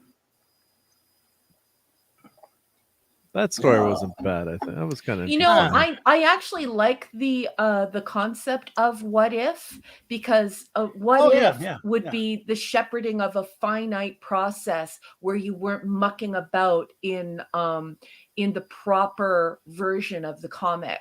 So it could be just a lark or like a dream state. So instead of creating stupid multiverses, why didn't they just stick with the what if thing? At least with the what if, you get to dabble in a possibility, but you don't mess with the canon. It's a good idea. This was a good issue. Sometimes they had good stories. Other times, it just depended on the creative team. Yeah. This one was pretty good, I thought. And of course, was this the one they had? One Mayday was an issue number. Yeah, so here we go. I love Mayday Parker. He loves Mayday. I love my Mayday Parker. He loves Spider Girl. DeFalco, yep, and friends, yep. So I keep pushing what did Mayday. You call her? You called her a taco? No, Tom DeFalco. Tom and DeFalco. Oh, I was like, what? She's what? No. So this was the One More Day ruined, Spider-Man with Mary Jane, and of course they were gonna have a baby, and the Jackal stole the baby, and all this crap. And so in this What If, they said, well, what if that horrible storyline never happened, and showed you, they flash forward, 15, 16 years ahead, so where Spider-Man's got a daughter named after, Aunt May, so she's May or Mayday Parker, and it became so popular they had 3 series after her, and she was the longest running actually female comic book headliner at one point, I think, in terms of issues produced. But it was an alternative universe, but it was like old school comics. It was like a breath of fresh air because it was just written in that old style, and you didn't have all the the crap that was going on in in the 90s, and it would just that's I just one of my favorite all time runs. So There you go. that's my rant. Well, it's look, very I told you. interesting, isn't it? And isn't it a wonderful coincidence that Andrew had these, even though he doesn't collect comics? And we have this issue emerging about the Spider-Man universe and Spider-Man as an IP instead of as a story. So I thought it was quite the coincidence, and I thought it was really cool. And we got to explore some of the mythos and the canon involved with Spider-Man. And thank you, one and all, for your expertise. Yeah, you have to do the claw bony. I have to tell you, I definitely don't like anything to do with the Venom thing. I think the Venom thing is just crap. I've never been a Venom fan, and I'm glad you're not.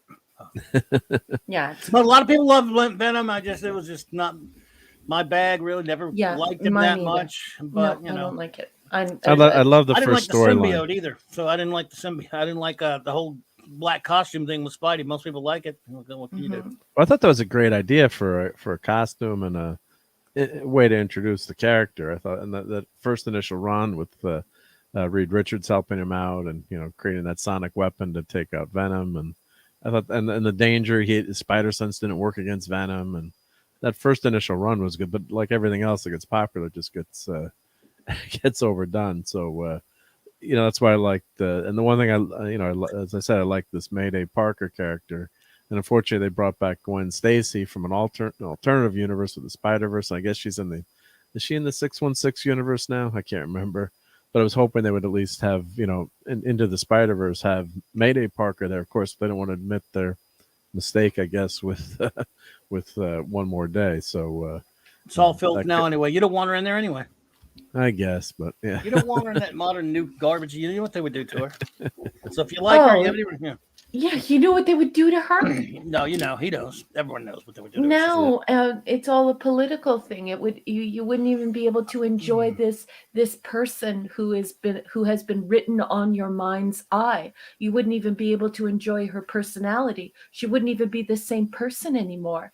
And because none of these characters are real people, she would actually cease to exist. So it's such a shame. It's such a violation of the relationship betwixt the author and the reader. And I'm very happy that they're not going to do that.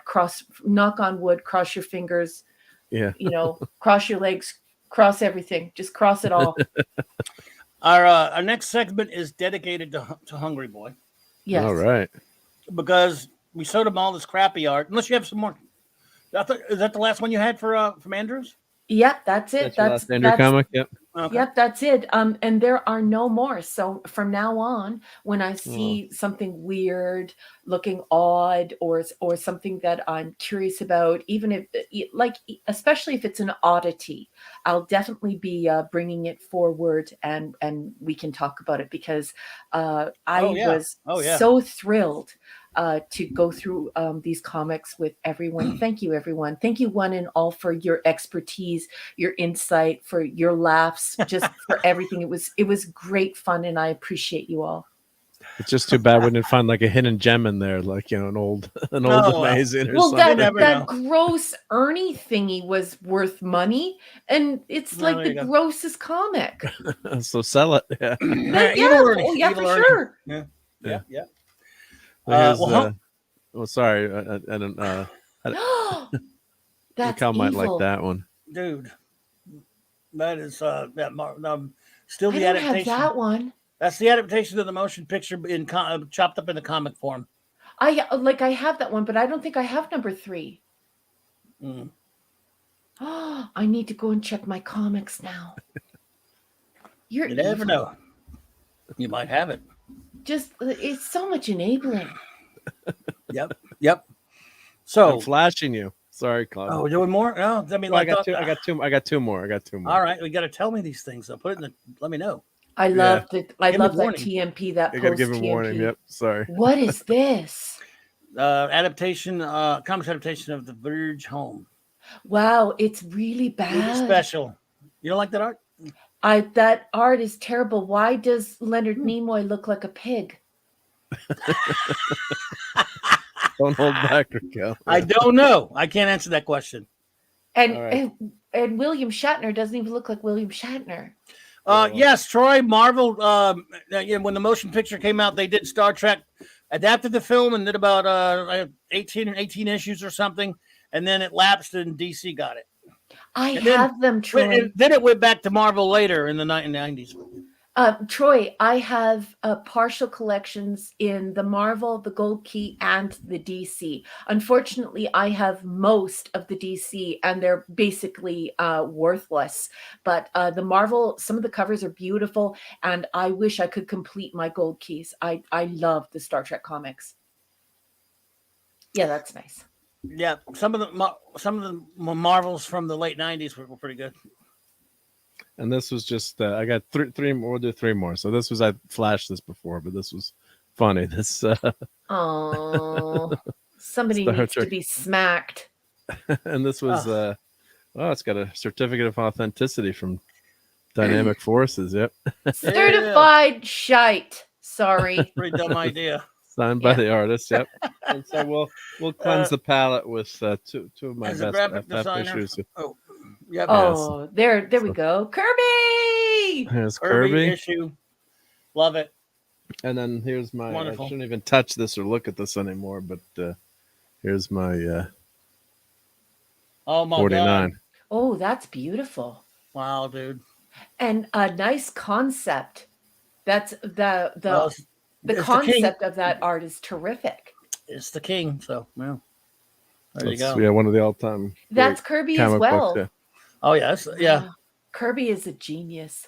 He was the king of it all, and that's that issue. Well, you might want to slab that one.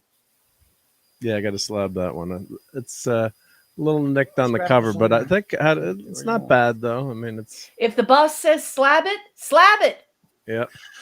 Yeah, they weren't actually 20 cents at that point. They're a little bit more, but yes, I agree with you, Mando. I love those well because I love a Bronze Age cover. So go ahead. I'm sorry. Yeah, it's like keep this one safe. Yeah, it's like I had on the kitchen table the day. I'm like, I'm waiting for the missus to come in. Like, get your stuff off the table. Like, be careful. That needs a new bag, dude. Yeah, I got to get a new bag. You're getting in trouble from Clubby, like you get in trouble from dude. me.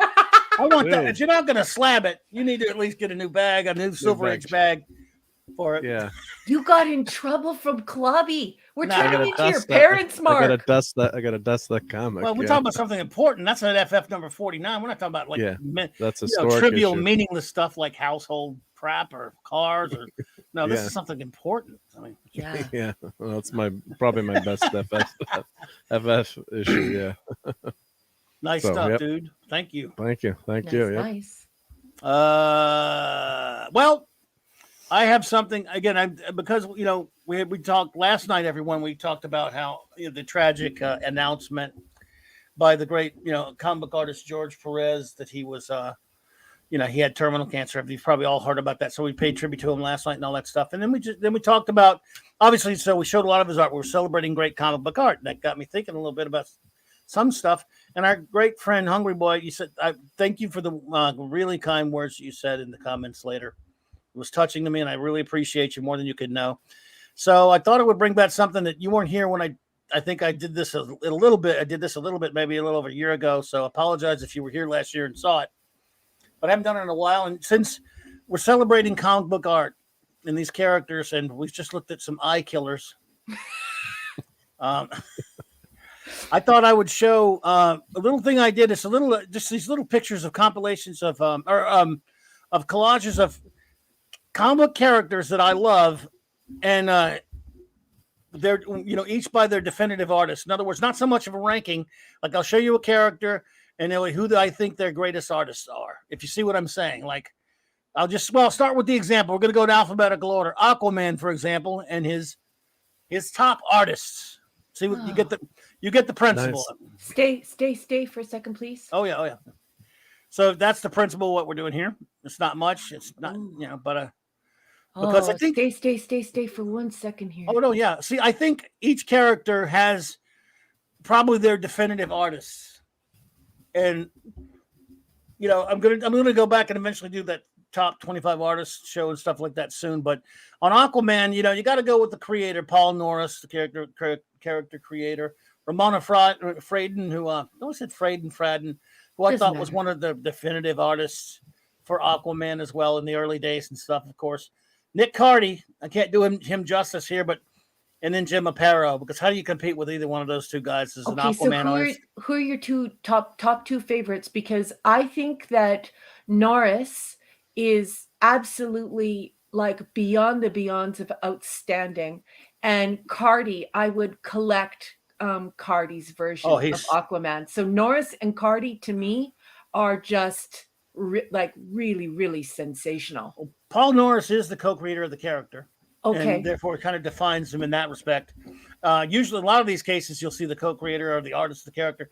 Ramona Fraden did the character of Fraden, and she was one of the most well-known female comic book artists of all time. Because, you know, at the time, especially in the Golden and Silver and Bronze Age, there weren't very many female comic book artists. And she was a trailblazer in that respect. That's a female comic book artist? Yes. Ramona Fraden was a wonderful artist. I don't think she's still with us, but she lived a long, long time. And she worked in a very male-dominated industry at the time and did a lot of great comics. She was, again, considered one of the finest of the Aquaman artists. I love you, Clubby. Clubby, I love who you are as a person. You are so manly and such a manly man and a gentleman and such a great person deep in your bones. I absolutely love you.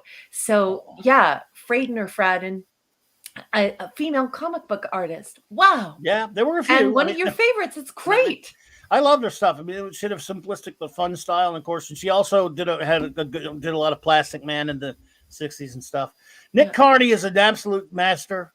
He's one of my all-time favorite artists, and he's one of the great cover artists that's ever lived. And Nick Cardy is he's in my top 25, as is Jim Aparo, who, I mean, it's tough to pick which character of his is I think he's more suited to, Aquaman or Batman. I love his Batman just a little bit more. Wow. But these are the four. Like, again, if there were 7 artists that I considered great Aquaman artists, I'd have 7 on here. So there's no set number, but there are really only 4 that define the character for me. So that's what this list is going for. What we're doing here, and we're doing it alphabetically, of course. The Irish woman that he's holding is so beautiful and so sexy and drawn so beautifully. It's just, I just love it. And Hungry Boy, I love men. You know, I just absolutely love the men in the nerd and the geek communities. Listen to this professional artist who, of course, is here anonymously for obvious reasons. Hungry Boy, he says, "We have half a dozen magnificent female comic book artists, Raquel, heroes of mine." Yes. Hungry Boy, I love you. I love you so much. And Ramona is on that. Ramona Fraden is on that list. Yeah. So she's not my favorite, but I just think that it's incredible. Yeah. The Cardy person is pretty sensational. Yeah, and Norris, great stuff. Yep.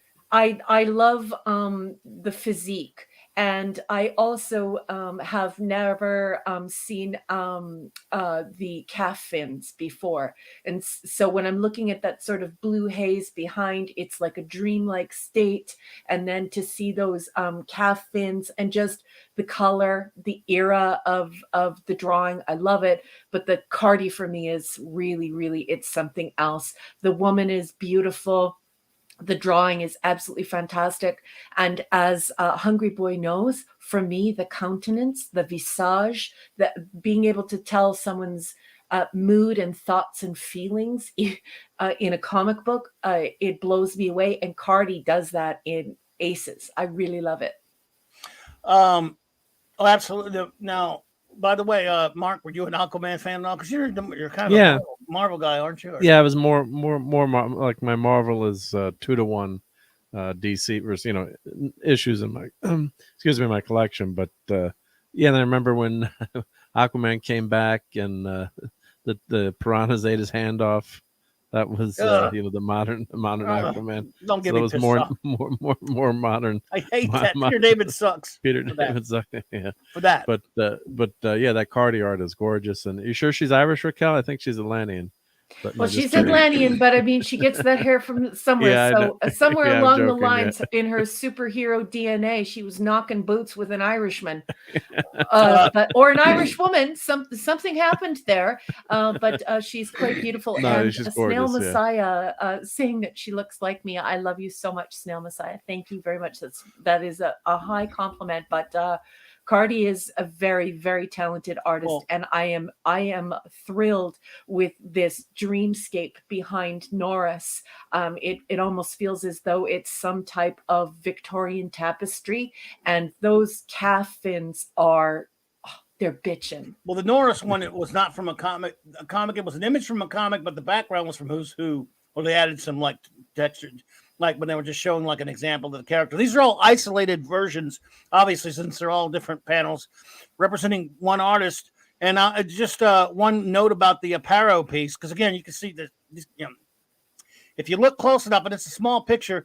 Yeah. In the sea that he's swimming in, yeah. the pink background, there are names, and they're all names of different artists of DC and writers and editors of DC Comics at the time. Sneaky. Oh, no way. That's great. Yeah. Well, I noticed, but panel. I didn't know what the name signified. Yeah, so I've always very loved cool. that panel. Yeah. Cool, now we're doing it alphabetically, so folks, so we're not playing favorites. And now it's time for the Avengers. There we go. My favorite Avengers artist of all time, and some of these characters or teams have like one or two, and some of them have multiple. So obviously, you got to go with the first and the creator, King Kirby. Goes without saying. But Don Heck had a really good run on it as well with Cap's Kooky Quartet and stuff like that. And John Buscema, gotta love John Buscema's run on Avengers, and even his little brother Sal. I love his stuff there. And then the great George Perez, and even Byrne. I like Byrne on Avengers as well. Yeah. There are many other artists. I mean, remember, keep in mind a lot of these characters and books have tons and tons of years and different creative teams and stuff. These are the ones that best define the Avengers for me, though. Yeah. Yeah, for me, when I think of the Avengers, and just in my own naive way, because I'm a total newbie, I love Kirby. Kirby is king, and I absolutely love Perez. I'm okay with Byrne and Buscema, and I've never even heard of Heck. But I do really love Perez. Pop Culture Republic is talking about the expression on the faces, and there's so much going on. Pop Culture Republic, that's exactly how I feel. I love it when this comic book stuff is like fine art. It's like a painting. And there is there's a complexness to the expression, the visage, the countenance. It's unbelievable. And I really love the way that Perez does faces. You can almost feel that the characters are actually experiencing those feelings. Perez does the face so well. And of course, Kirby, but nobody touches Kirby. Kirby is king. Kirby's all-around art is just sensational. Well, he's the creator of this. Again, these are small pictures, number one, but it's just me kind of giving. You can always find tons of get better looks on the various. Kirby didn't have an actually very long run on Avengers. He was so busy at the time doing everything else. That's why Heck came along and took over and did it for a while. They were still having Kirby do the covers and even some of the layouts for Heck. Yeah. And then Buscema had a great long run. Sal for a while. But George Perez had a pretty damn nice run as well. And actually, Byrne didn't have that long of a run on him, but still. Clubby, I'd love to see more of Heck's work, because I do like the physique. And Hungry Boy, I don't know why I'm like that, but I love that your fine arts background, you understand things and can explain things in an academic way. And Byrne is too clinical for me. I don't know how to describe the style that Clobby and Phantom Outsider and Mark and Hungry Boy and Decepticon, the taste that you're cultivating in me. But I really love the Kirby and I really love Perez. And I have to say, I like that Heck. I love Don Heck. Don Heck was kind of a simple artist, and he did just kind of he was there to do what Stan told a lot of people to do at the time. He said, "Draw like Jack," Now, that doesn't mean he had the same style, but they wanted to get as close to Jack as they could. Kirby did a lot of layouts for him, and like Hungry Boy says, Kirby's superhero name was Overworked Man, and it was. All those guys will tell you they were told to draw like Kirby. Now, again, this is a small picture; doesn't do it all justice. Yeah. But it was just So, Yeah. Mark, any thoughts on Avengers?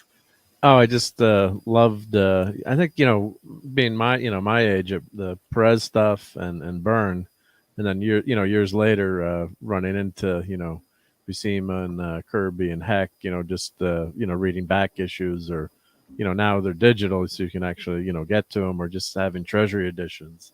But you really couldn't you couldn't get exposed. It was tough to get exposed to that the old stuff, or if they had sometimes they'd have reprints in the comics you could get, but I just love those that Perez stuff and Byrne stuff, because that's what I grew up reading when it was contemporary.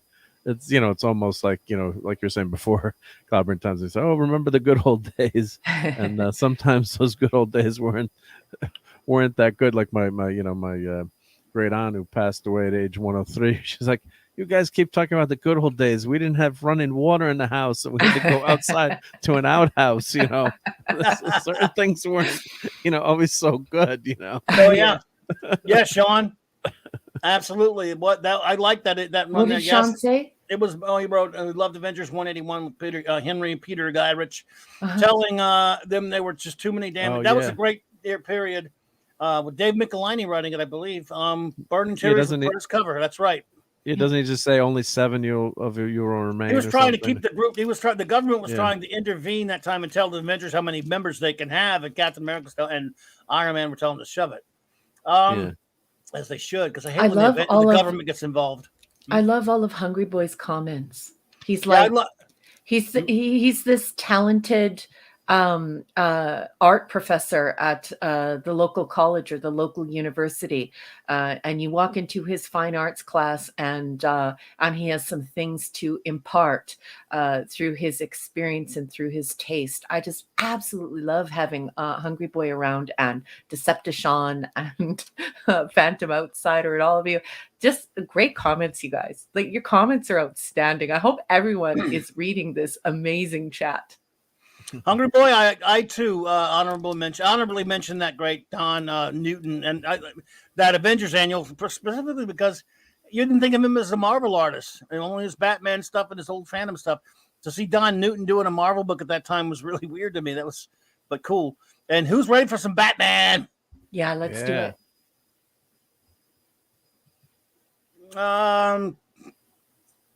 There's a guy missing from this.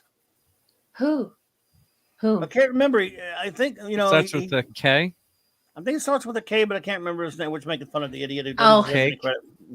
Cake. That's right. Yeah. Dick Sprang was just phenomenal. I loved his work.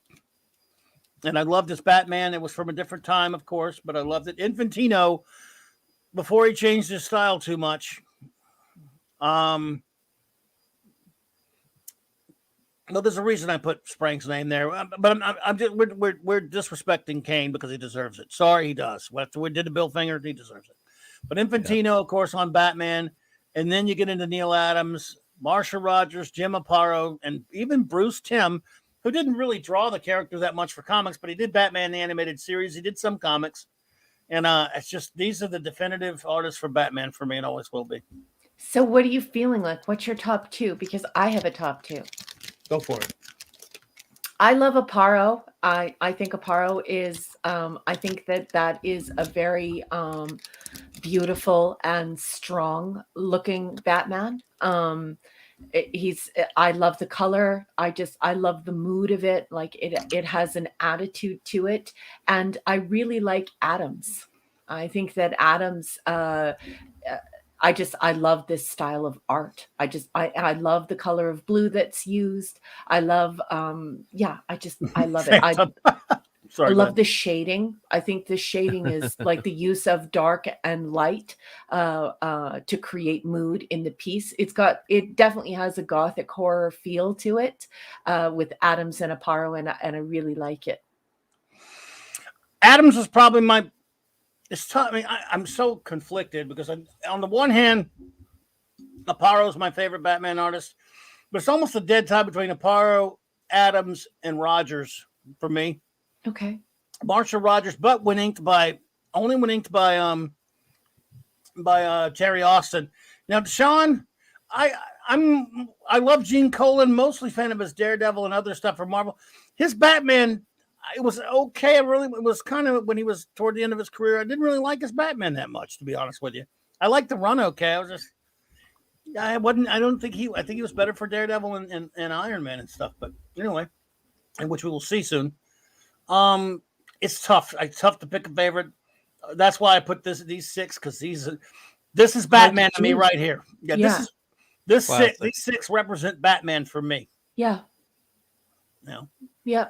And Pop Culture Republic is agreeing with me. Yeah. So he says something about Adam's art that stands out to me. I can see the motion in it. Yeah, it's that play with the light. I read you loud and clear. I wish I had a much more extensive fine arts background so that I could articulate what I'm thinking and what I'm feeling. But I totally agree with you, Pop Culture Republic. Yep. And you know what? I almost put Adams on my Avengers one there. Phantom Outsider. I don't know. I can't remember now why I left him off, because I made this thing over a year ago. But you make me sorry that I didn't put him on there. So I'm sorry about that. He wasn't really on it long enough for me, though. He wasn't really on Avengers long enough. I think that was where I kind of bumped him off. I love his Avengers, and I love the Kree Skrull War. It probably rates him a mention on Avengers, but it just, I don't know, man. He didn't run on it that long. Phantom Outsiders said in Fantio did a lighter, fair Batman. Adams and Aparo did the down and gritty Batman. And Hungry Boy is saying that in Fantino's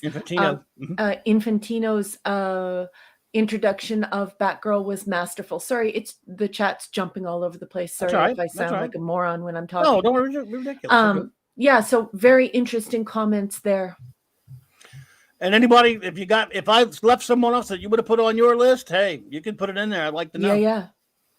Like, that's some great. I mean, there's just so many people have done Batman. I mean, Perez did some Batman, not that much. Not that interior though. He only did covers. Oh, he did covers. Okay, it was just covers. All right, I'm trying to remember. But yeah, ever seen the other guys he'd be on here? Aparo was just that run that he had that in like the 440s, and that was back when I was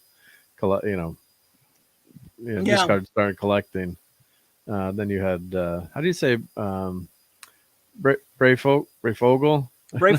A lot of people like Brayfogle. I wasn't a big Brayfogle guy, but a lot of people like him. He's got some good stuff.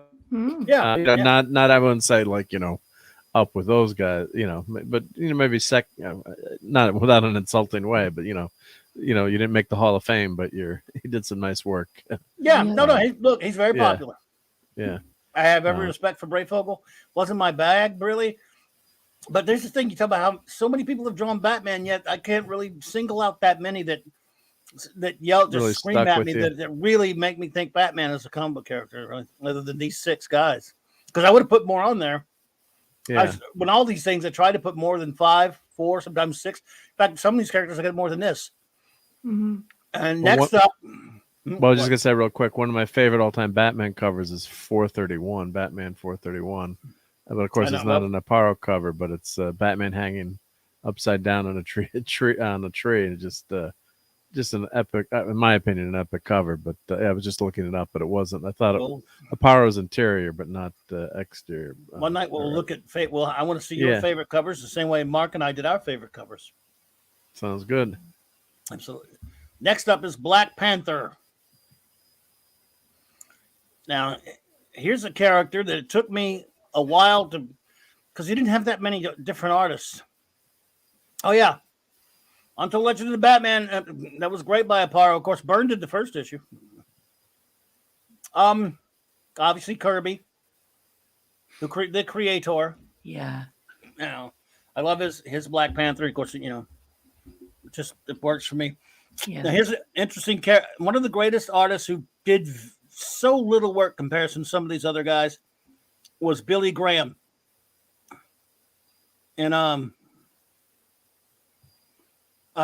in the early 70s on Black Panther with the Don McGregor run. I'm sure you all remember that. How that's one of the most critically acclaimed comics of the 70s. His name was Billy Graham, and he wasn't a minister. He wasn't an evangelist. Happened to be a black gentleman, by the way. One of the few black comic book artists at the time that was known. That was a big deal back then. So we were talking about Ramona Fraden earlier, and he was just this little snippet right here doesn't even do him justice. He had almost like a Steranko feel to some of his work. He was just fantastic. I mean, yeah, I mean, I know, Hungry Boy. I know you got to appreciate Billy Graham. What a great artist! Did very little. He did some Black Panther. He did some Power Man, a few other things, and then he got out of the business. And of Not course, a huge fan of the Black Panther character. The story, I never got into it, but of course, you guys know I'm new to comics. One thing I will say though is that in all the renderings of the Black Panther that I have seen Kirby do, I like it because it reminds me of Cat People. Again, that gothic horror feel, like you almost feel like Kirby's Black Panther is an actual panther, like he's calling on the mighty beast itself to create the image, what he does with the eyes, and once again that play with color, with light, playing with light as though it is photography and not just art. So for me, it's if I'm going to do Black Panther, not a huge fan of this storyline, don't know much about it, but for me it's got to be Kirby. Well, he's my definitive also, but the Billy Graham run was the kind of art for that story with Don McGregor. Kirby's art wouldn't have worked for it. In fact, after that became a hit in the Jungle Action series of the early 70s, and it became a critically acclaimed comic. Later, Kirby came back and took the character for his own series and did him over at his own style. And they're two very different comics. Kane I got mainly because he did some interior art on Black Panther, but also some covers. There just weren't a lot of varied artists that I cared about on Black Panther that much, even though I liked the character. Even Rich Buckler did some good ones. So, yeah, not a lot going on with that character in terms of varying artists, but I wanted to give him some love because Kirby created him, So yeah. I love that that miniseries. Well, my grandfather brought me a few of those issues. So as a kid, that was the Kirby ones. That was my first exposure to Black Panther. And, wasn't a mini, but it didn't last long. Yeah, it was was it 14 issues or something like that, or not there? Like not very long. Yeah. But I got him, of course. Yep. I got some. Graham I love his layouts, very visionary, Nice. More visionary, somewhat Steranko-ish, but in his own work, true, especially with the splash outs. He did, this doesn't do it justice. You should see this page this is from. His panel arrangement is. I wish I could. We have time to show you some of Billy Graham's. We'll do it one night. I just learned what that means. What? Panel arrangement. Please continue, Captain. Oh yeah. Well, he was just. It's phenomenal. If I showed you that, his work is. I mean, because it's not just that's obviously that figure looks good. His background stuff, his art is beautiful. Yeah, beautiful, especially for that time. Unreal stuff. And panel arrangement has a huge impact. I mean, I'm just learning about panel arrangement, but the way that that you guys have presented it to me, wow, it is a huge it plays a huge role in the storytelling process in comic books, because you can either have this sort of flat close-up dialogue that makes you feel like you're watching a Spanish soap opera, or you can have something that is very sweeping and majestic, almost like you're watching a film. So these super wide shots that are very panoramic, that show an entire city, and then the close-up dialogue. So that panel arrangement is it has a big impact on the storytelling for sure, in comics for sure. Absolutely. Who's ready for some Captain America? Oh yeah, let me guess who you got for America. Cap. Captain America throws his mighty shield. Now I surprisingly have a bunch for Cap. I know you're all shocked that King Kirby takes the top, but he always does. We got Kirby, we got Steranko, even Sal, who did a good run on Cap. It's Ramita Senior, who did a little bit of Cap as well. Byrne had a great run on Cap. I got to say it. And I even went with a couple. I went almost modern-y. I like the Garning. Wow. And I like Cassidy and Epting. Those guys were good. I was hoping to argue with you about Garney, and you put him on the list. I like the Garney. Damn. Yeah, all right. Just teasing because he's new. Yeah, no, Garney's Garney, and it was late '90s. That was actually a good run. That was good stuff. Yeah, that when Cap decided not to be Cap for a while, and that was a really good run. Yep. So yeah. Even Wade, before he went nuts, actually wrote some good stuff. I mean, first of all, Kirby, that speaks for itself, the creator. Yeah. But Jim Steranko, one day, again, just you could sit here and just show his art all night. Like it's just people who haven't seen it is flabbergasted. Again, you're only seeing. It's the thing you see that obviously that figure looks good. The backgrounds of Jim Steranko. I mean, he was ripping. He did a lot of Kirby-ish. Like you can see, even his Cap figure is kind of Kirby-ish, but. And he did when he first started. He was really ripping Kirby, even more so than from this is from. But there's nothing quite so beautiful as a Jim Steranko comic. I know you'll agree, Hungry Boy. It's absolutely great phenomenal. Stuff. Look at the stomach; like it looks real. It's almost it has almost a photographic quality, not a comic quality.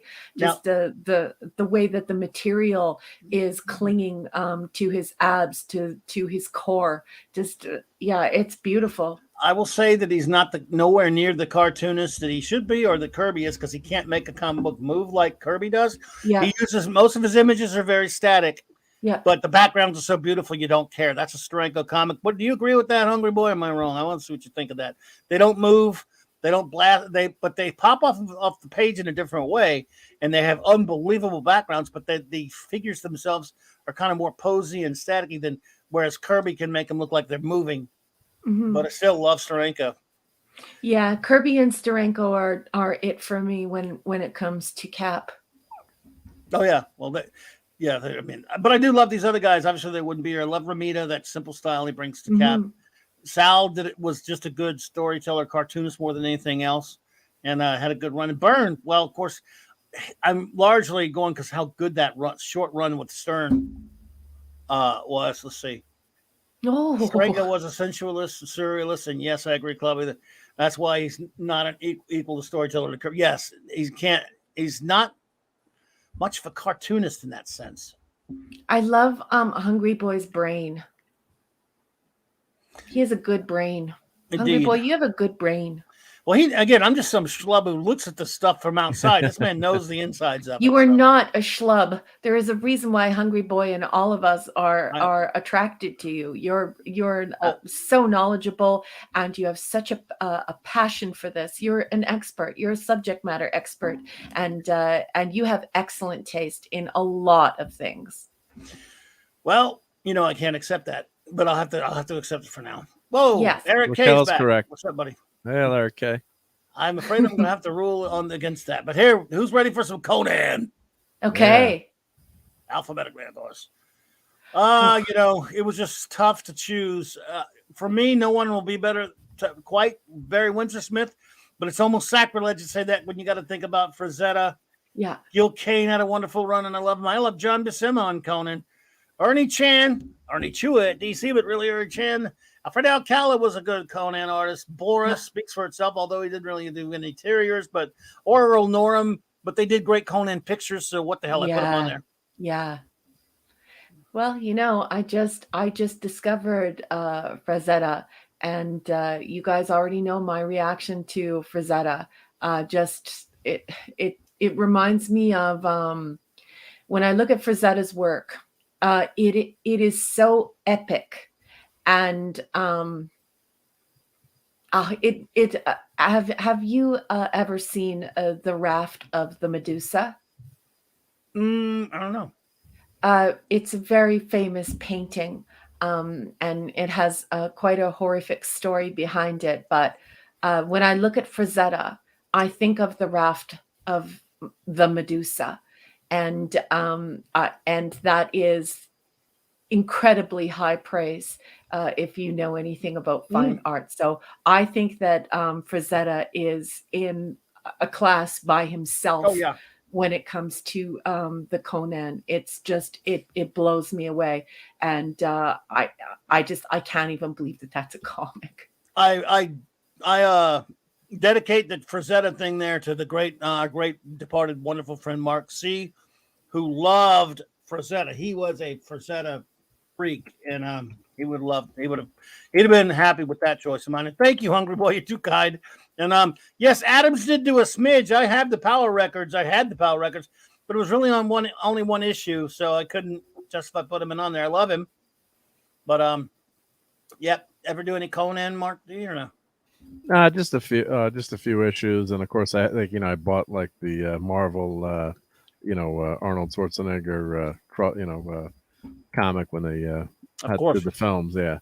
But never really. I mean, as much as I played D&D as a kid, and but never really. I think I have just a few issues. So, yeah, Frazetta. I mean, everyone knows Frazetta just from his, epic work, and also all the album covers he did, and all his other artwork and fantasy work and books, and so he's instantly recognizable. Not even to the non-comic book nerds / geeks out there. So it's really amazing stuff. Yeah, it's pretty incredible, and I love that you guys taught me about Frazetta, and I definitely could he felt familiar. And after all you fellas were telling me about how he had done album covers and he had done book covers and so on and so forth, I wasn't shocked because he felt so familiar to me. But it just preternaturally gifted artist who could have been a very, very famous painter, I think. And impressive. Oh, he was just extraordinary. Mm-hmm. Okay, time for some Daredevil time, because I love me some Daredevil. You got to go with the creator. Most of these characters I'm doing with the creator. In a lot of cases, I love Bill Everett. Love his. He not only co-created Daredevil, of course, he did the series. Of course, this it's funny. This drawing on the cover was they made Kirby do the cover. Then when you open the page, and it's the exact same pose, but it's by Everett with the original yellow and red costume. Wally Wood came on after that. The great Wallace Wood, Mark C. Rather, also a big fan of him. And I love, he did some of the greatest, including the classic Daredevil #7. Romita Sr. did some great Daredevil. There you go. So there's some colon there for you. Sean Colan's Daredevil was wonderful. What a great run on the series. And you cannot leave Miller off of there or Mazzucchelli. Everything else, no other Daredevil artist really means anything to me, to be honest with you. I mean, there's some other okay ones. Scary Nord was all right. Some of them are okay. I know people like Samney and all that stuff. This is it for me when it comes to the old hornhead, as they used to call him. Yeah, well, so, Miller really, in modern times, as you've said before, revitalized the character, and just really became, an event too, right? Once that happened with Elektra and the death of Elektra and Bullseye, just brought those classic characters, really into the forefront of comic book world again. So and it's a classic creation too. So there's some fantastic, older, and you did that great show, explaining how Daredevil's character change, and I know you said you love the Miller stuff too, but some great and you pointed out some great issues to read of Daredevil as well. So but today you mentioned Daredevil, people go Miller and forget what came before too, but you can pick up some stuff on Comicology or back issues, as much as we complain about the new stuff. And if you like the new stuff, that's fine too. And I'm still buying Daredevil. Don't hate me.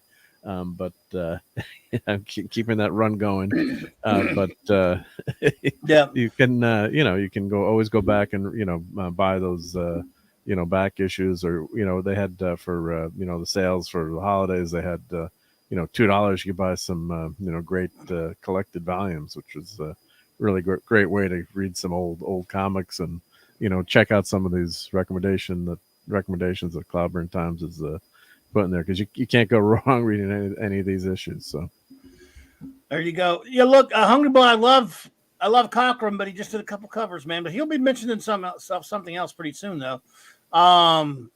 Yeah, Joe Quesadilla. Joe Quesada used to do some okay art, but he's a jerk off, and he really I didn't like his Daredevil run was nothing. I mean, he's a good artist, but thank you for that, Eric. I went ahead and torched them because when they're that's some kind of bot crap that I'm just not going to put up with. It's a bad everyone don't even try to type that into your browser because don't type that into your spam browser, net. please. It's a hidden acronym or hidden website that you don't want to go to. You don't want to do that. We looked into that last night to try and protect you all. So that's not good. Don't click on that and don't investigate it. Gentlemen, I have no opinion on this because like Black Panther, Daredevil is a character that I never really got into. I know Clobby loves him. I love him. And I know why Clobby loves him, and I appreciate his affinity for this character. I just never got into it. So I don't have an opinion on this art. I have not seen enough of it, but it is interesting and super cool to hear all of your thoughts and feelings about this great character that Clobby loves. But for me, not my taste. Kind of like Black Panther. That's a pass for me. I love Daredevil. I got you. Oh wow, that issue number 7 has tripled in value in 2 years. Wow, that was crazy. Went from 500 to 2,000. Yeah. Snail Messiah. I agree.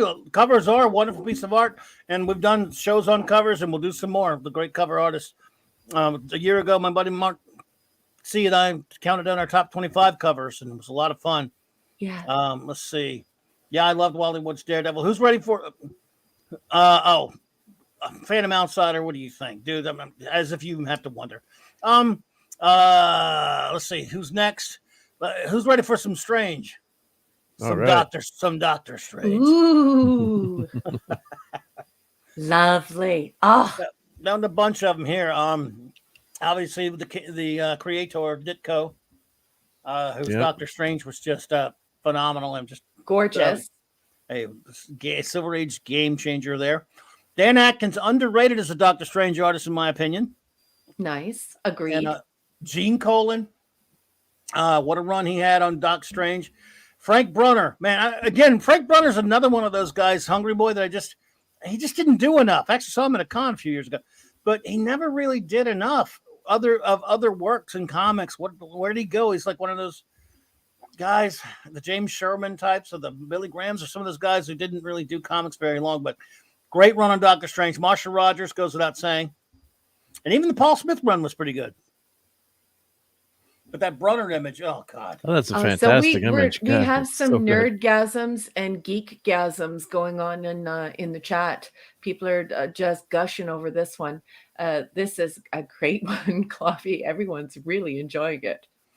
Well, Doctor Strange, because of the kind of character he was, lends himself to extremely beautiful visuals because he's always in that astral realm, that multiverse realm and stuff. Yeah. And with all this, I actually loved the movie. I thought they did a great job on the movie. I don't know if you saw, if you've seen that one, Raquel, but it was very visual. Mm-hmm. And I like the casting of, I'm going to torch this one too. Torch it. Jackass. Bye-bye. Go away. See what they're doing now. They're trying to kind of sneak in and they use normal names. Yeah. Right. They use like people names instead of, And it's just it's the dots, so it's actually a website when it's kind of sneaky where you think, maybe I'll type that in and see what it is. Yep. So don't do that, folks. And if a pop-up ever, safety tip, if a pop-up ever shows up on your computer, like at a buddy today said, "Oh, Norton just charged me $600," and I called them, and then the gentleman connected to my computer. I was like, "Oh no!" And then he's finally like, and then I think I was getting suspicious. I'm like, "Yes, please, never let anyone take control of your computer." No.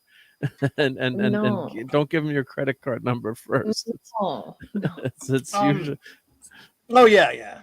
So what is Hungry Boy talking about? Well, Brunner inked himself. Yeah, wow. Some artists did, and Brunner was best in inking himself. Absolutely, some artists were better off inking themselves. Really, they didn't always have the choice.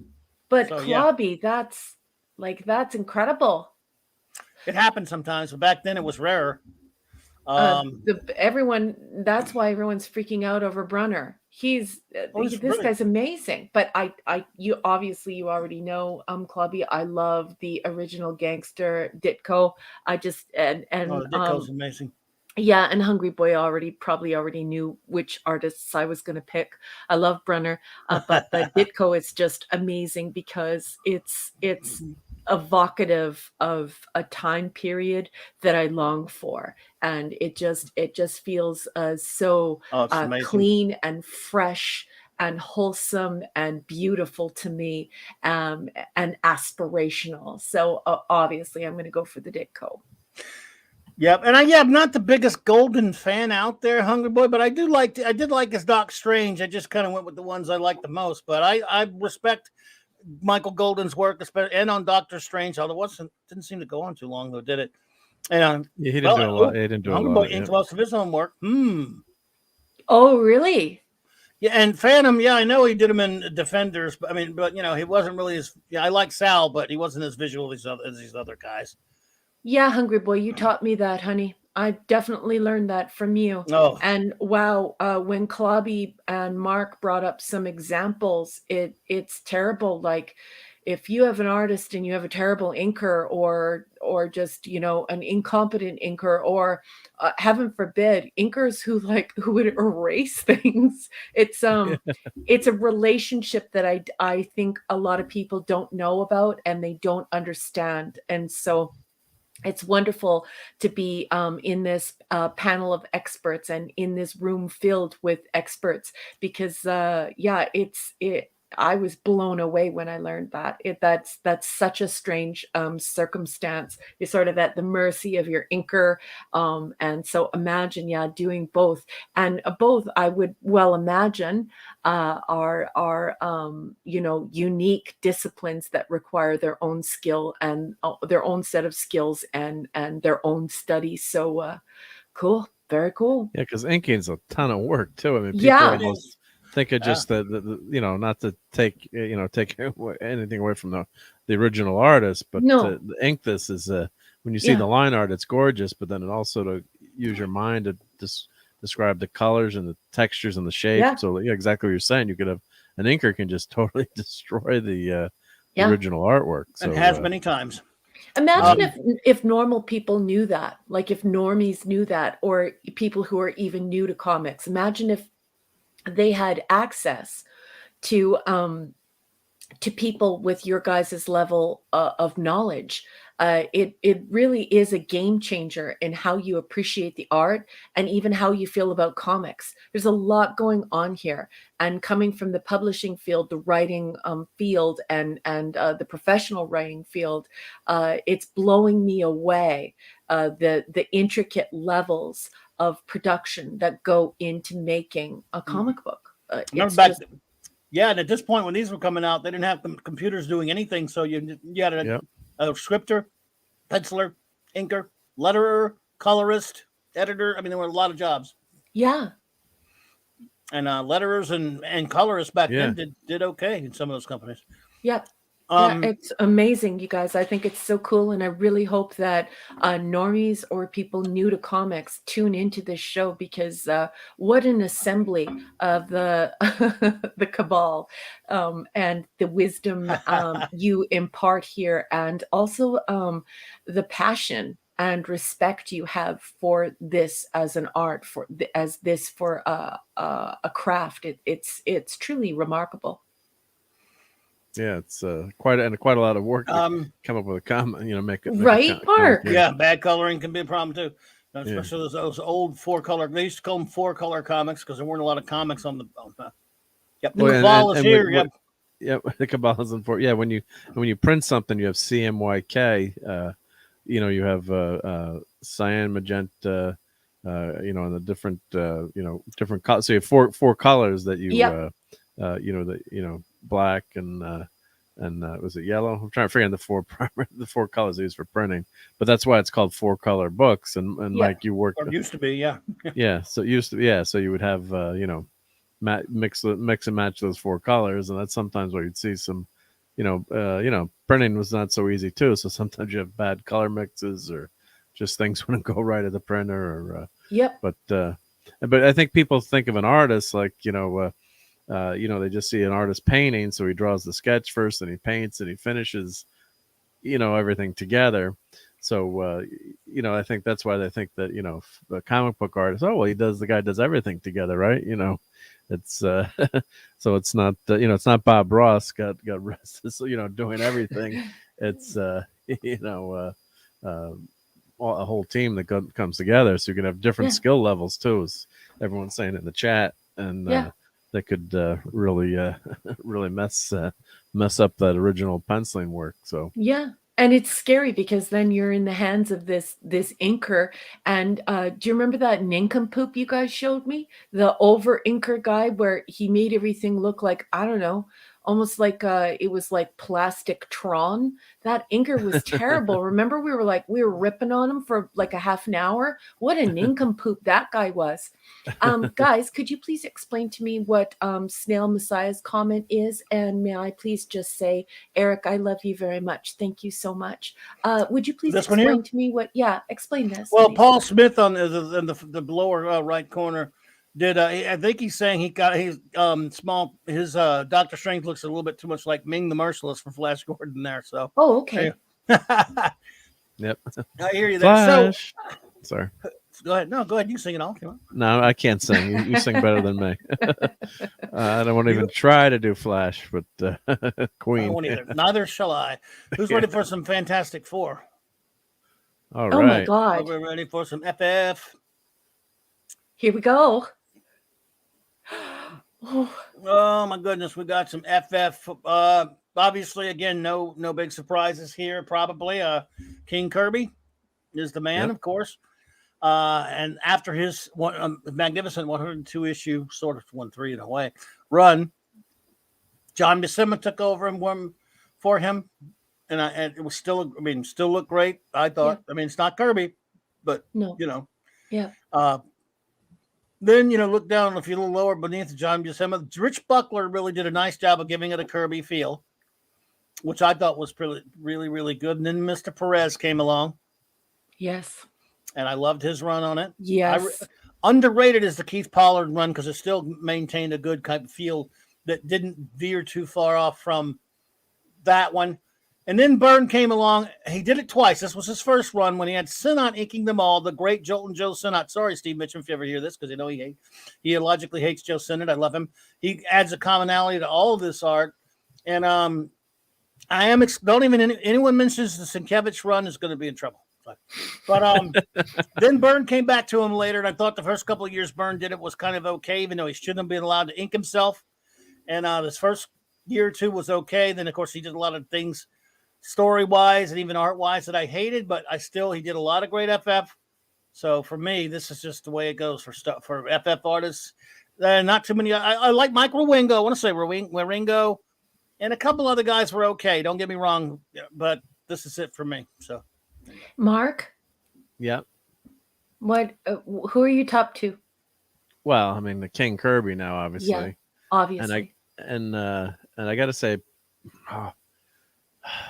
between Byrne and Perez, probably Byrne is. I think Byrne. Perez gets the nod for the art, I guess, but Byrne was just that was my age growing up with the FF too, so that's kind of holds us, but gets an extra kind of nod in the nostalgia because it's special to you because of the nostalgia. Yeah. So, but when I'm reading those Perez issues, and I was showing the other night, I was fortunate enough to get a bunch of those FF issues he did signed, and just great stories too. It was a great run too, and Byrne, just fantastic run on the FF as well. Nothing can compete with that first 102, 103 no pun issues of FF, but it was pretty damn good. So we got some good stuff. And Buscema's great too. He had a great run after. You're only allowed to pick two. Now you're picking three. I know. I'm just. These are honorable mentions. Yes. Honorable mentions. Yeah. Okay. Chat. Yeah. He can What pick do as you many as think? I picked if he wants. Go. Phantom Outsider. No, I have to make him pick because he'll buy it all. That's just the way he is. He's an enabler. Yes. Chat, what do you think? Decepticon, Phantom Outsider, Hungry Boy, Pop Culture Republic, Snail Messiah. What are your guys' thoughts? Of course, I love King Kirby, but I do have to tell you that I love Perez's thing, because I think that Perez does beautiful faces. And of course, you guys hear me say this all the time. I'm like a stupid broken record. But I just love Perez's faces. They feel almost like real people to me when I look at Perez's faces. So for me, it's number one is definitely Kirby. It's just all around the art is just remarkable. But Perez is definitely my second. And yes, Eric and Dee Dee Myers and everyone in the chat. Eric, of course I'm going to ask you. I love you. I'm sorry. Yeah, I would love to hear what you all think, because I read all of your comments and I'm so impressed with the things you say and the things that you think. Hungry Boy, by the way, I'm with you. I have no problem with that. That's a good idea. Honorary inking award to Chick Stone, because outside of Senate, he might have been my favorite inker on Kirby, because Senate didn't come on the issue number 44 or something like that, whatever it was, somewhere around there. And yeah, Chick Stone was great. Loved him. So no problem there, man. Yeah. Snail says, oh boy, I have to admit, I do not know if Ming was the inspiration for Strange. No, I don't think he was, but still, I hear you there. Thank you, Snail Messiah. Let's see here. The comments are rolling in and they're really incredible. Decepticon is so articulate. I just how wonderful is it to be able to be in a conversation where someone says that an artist or a storyteller is setting the standard and letting an imagination soar. What a beautiful comment, Decepticon. It's not fair to compare him to Kirby. That's why I don't. To be honest, yeah. Well, that one person maybe missing off that list. I don't know if you liked his run with Simonson. Well, it was okay. I love Simonson's work on other things, but it didn't last long enough for one thing. Yeah. Okay. Yeah. You understand? Like 2 or 3 issues. No, he was in. And he really is not. He came back a couple times, but he was never really. It's not really good for his style for FF doesn't really work. Yeah, I guess here. Yeah, or maybe I love him, but honorable man. Yeah, it was an interesting run. Yeah, he did about 20 issues, I think. But yeah. Oh well, I was already jumped out at that point then, because remember they. Well, in like 3:30 that's okay. something. Yeah. Maybe it just wasn't good. I just didn't think he was up to snuff. Yeah, I guess what Pop Culture Republic saying? More of that action, hey. It's very important, isn't it, as you're moving from panel to panel, even if you have one panel, to be able to portray that action, right? Oh yeah. Yeah, I hear you, Pop Culture Republic. I totally agree. It does make a huge difference. You know, Clubby's been teaching me about that, and I see what he's saying, and I see what you're all saying. Because when you start to get into this, and these are books, and so it's like you're in the greatest series of all time, and you're going through the series, right? Yeah. Yeah. Oh yeah. Yeah. They were all great cartoonists as well. And I like to use that term a lot sometimes, because cartooning is telling the story, combining words and pictures to tell a story, or being the companion piece to words to tell a story. It's sequential art. And so static images there's some artists who do beautiful static images. And they're not great at conveying a moving story. Yeah. But all these guys were good at it. Yeah, I'm starting to learn that, and definitely the comments, and then being able to like reflect on the art, I think helps everyone form their own opinion, and also to recognize the things that help the human brain construct a make-believe universe inside of their heads. So I love the comments, Clubby. Love them. Thank you. Who's ready for the Flash? Yes. All right. Well, I only went with Barry Allen, everyone, because I love Jay Garrick, but he didn't have a lot of distinctive standout artists. I mean, other than Harry Lampert is creator, but I love Jay. Don't get me wrong, but Barry's my Flash anyway, and I could only come up with 4 of those that I really stand out for me. Yeah. His co-creator. The co-creator is usually with all these. I'm so far probably with all of them. It looks like Carmen Infantino, his early run in Flash, Barry Allen Flash was definitive for me. Yeah. Absolutely. And Ross Andrew was good though. And of course he was also good on Spidey later when he worked on it. But yeah, I mean, people think of him as a Spidey artist, but I really liked his run. Nick Cardy did some good Flash, mostly on covers a lot, to be honest, but he's just so great. And I'm quickly becoming a huge Cardy fan because of you, Clobby. He's so good. You should see his covers. It's just I've shown you some of his covers. You have. Do you remember when you sent me a bunch of that Cardy stuff to do? Your Clobby's comic book corner intro extra. And yeah, for me, like when I see his Flash, it's like, wow, Clobby, you have such good taste. But Cardy is just I love him, but remarkable. But he didn't do a lot of interiors for Flash, mostly covers. Irv Novick, however, who I didn't really like his Batman stuff much. He was perfect for Flash. Flash is a runner. He was great at motion drawing as well to make the Flash look like he's running. He's supposed to be a skinny kind of guy. As a runner, Barry Allen.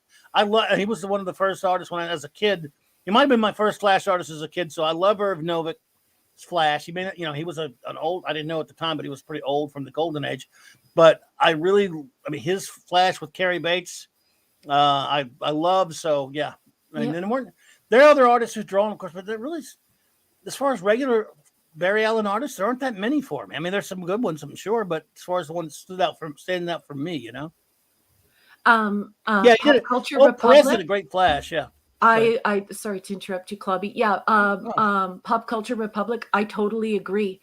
You should see this run of images that Clobby sent me so that I could do his video, because I ask him for a storyboard when I make videos for him, and he sent me a handful of the Cardy images of Flash, and it is so beautiful. Like, I don't know anything about comics, and I was just struck by how gorgeous the Cardy images of Flash are. So I totally agree with you, Pop Culture Republic, of course, but like 10 billion times more than me. So Hungry Boy, when you say Novick needed a tighter inker, yeah, he did.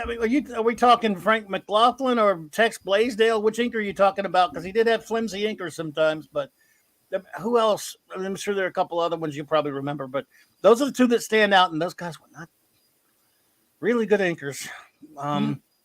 Infantino, Andrew, Cardy. Yeah. Yes, indeed. So you were much of a Flash guy, Mark, or no? I was for a while in the trying to look at which issues I had, where the run of Flash was buying, but it was more modern stuff, of course. So I just have a few older titles that I would pick up or get back in the day. But I probably my run that I had a lot of Heck. I have a bunch of Heck art. Yeah, I'm looking at. That was when Don Heck and Infantino when they went back to Flash in the late 70s and early 80s. They were really old and they couldn't. I didn't know as a kid. I didn't know that. I just thought, oh God, it's so horrible. It was really bad compared to their older stuff. But I didn't know there were old men who couldn't draw anymore that were trying to get a job to make a living. Yeah. I didn't know that. I was a kid. I was a teenager. I just looked at it and goes, oh God, this sucks. But hey, I'm glad they were getting the gig and stuff. But people don't realize that. I had no idea until I heard you and Hungry Boy having a conversation about that. And when you openly admitted that, it was a game changer for me because, when you're a storyteller and you're typing on a computer or you're typing on a typewriter. Yes, folks, I'm old enough that I had a typewriter. That's not really something that fails you. But when you are an artist and you create things with your hands, I mean, imagine if you got arthritis or your hands were just stiff as you aged. You're being deprived. You're robbed of something that you truly love, and being able to draw these intricate little teeny tiny panels. It's heartbreaking to think that happened to them, and I love that Clobby is the kind of person who grows and matures so much and is in constant learning mode that he would recognize the personal circumstances of these heroes, of these people who make these beautiful things. And then one day they're not capable of making those beautiful things anymore. It's really, really sad. Yeah, Infantino worked up. I'm looking at what's in my collection. So, Flash 350, 1985 was when they ended that first volume. Yeah. But he did that whole. He did a ton of issues in there. He did a lot from Marvel. He was prolific, but it didn't look like that. See that Infantino image you see there? He wasn't that quality anymore. Yeah, unfortunately, but like you're saying, you wouldn't know that as a kid. As a kid reading it, you wouldn't have any idea. So, Clobby, you made Hungry Boy laugh. He put he put laughing out loud. Both. You both those anchors. Oh, I got you. Oh, I see. Yeah, Blaisdell and McLaughlin. Hungry Boy. There was an issue of Justice League that I bought. I remember. I'll never forget this. Looking in the back letters column. And Dick Dillon, as you know, was doing that title for like 100-something issues, one of the longest stints in comics history. And Frank McLaughlin was the inker on that. I think it was either the back of a Justice League comic or it was a Flash comic with Novick. I forget the penciler, but they weren't complaining about the penciler. Somebody wrote, and they printed this letter now. Think about this for a second. They printed, Frank McLaughlin should be taken out into the desert and chained to a cactus. Oh, my God. Oh, my God. And it's one thing. They printed it. I'll never forget it, but I just remember if it was a Justice League comic or a Flash comic. That I forget. But I'm like, wow. So I just laughed at it as a kid. Go, whoa. Didn't think much of it. And then later when I got older, I'm like, wait a minute. They printed that, though. I mean, it's one thing to get nasty letters. I'm sure you get nasty letters all the time from kooks. You printed that. Don't print it, right? Yeah. Especially you're the editor.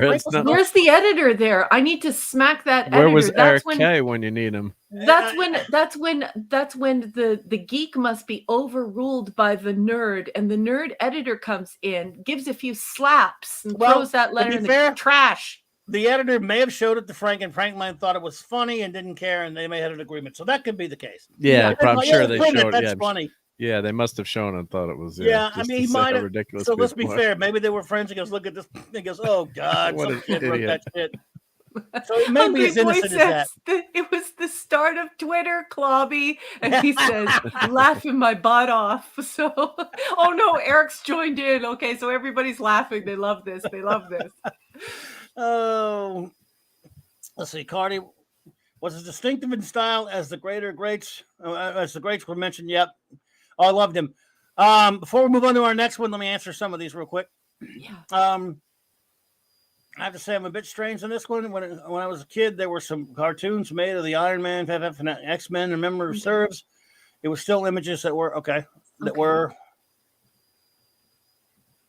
voice narrated. I really liked them, and it was colored with the comic book style where it's all dots and save ink. Oh yes, Zipatone. I like that a lot.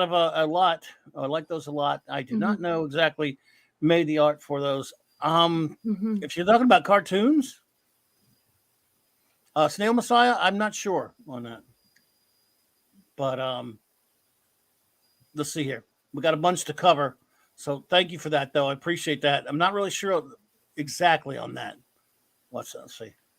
What, no love for Infantino's Nova? No, God, I hated his Nova. It chased me off the book, man. I'm sorry. Good God. And I love Carmen. I met Carmen later in the 2000s. I bought the art of Carmen Infantino from him and had him sign it, the bitter old fool. It was fun. It was bitter, but he was kind of funny. He was bitter, funny. He was nice, but he was kind of a bitter. It was like the early mid 2000s, not. But I bought his art book. His art of Carmen Infantino. I still have it. But so I do love him. His old stuff was so much better. Okay, we're gonna stay with the word Flash, but we're gonna add a name to it. Flash Gordon, artist. There you Flash go. Gordon. Now you can sing Flash if you want to. Raquel will do it. She's got the better voice. No. Oh, Whoa. Well, No. Flash. uh, I another gotta Hall of clip Famer. that. Clip like 5 seconds of that. Yeah. Easily its creator, Alex Raymond, just cannot not be paralleled, but he had a lot of other. Mac Rayboy, who was a great artist, of course. Austin Briggs, Dan Barry, Gray Morrow. Gray Morrow also. A lot of these guys are all, all big favorites of our buddy Mark C. Last year, Mark C and I did a show about covering 80 years of Flash Gordon, which we really enjoyed. That was such a fun show to do with him. I'm getting sad thinking about it, but that was fun. And so Flash Gordon, of course, a strip character, not a comic book character, but and again, here's the thing when I'm talking about the story. I love Alex Raymond, and back then, comic strip artists kind of looked down on the comic book artists. Oh, really? They got paid big. I mean, compared to comic artists who got paid peanuts, the syndicated strip artists, the big ones, they were celebrities because they were seen in every newspaper, and they were a lot bigger, than the comic book people. And they looked down on the little people in the comic book industry. And, even though sometimes they would have some stuff, they would do some stuff in the comics industry, or some of the comics people would work in strips. But, it's Alex. He drew static images. They were strips, and they were beautiful. They weren't cartoons in that sense where his characters didn't move that well, didn't move or anything. But I love Alex Raymond's work. It's just so beautiful. This does not do it justice right here. So we'll move on to the next one, but I figured I had to stick that one in there because I love Flash Gordon. Unless either one of you had comments. No. I didn't really read much. I had a few Gold Key issues back in the day. I love but Gold Keys. Oh, Stuart Mitchell just walked through the door. Dolly had railroad tracks. She did.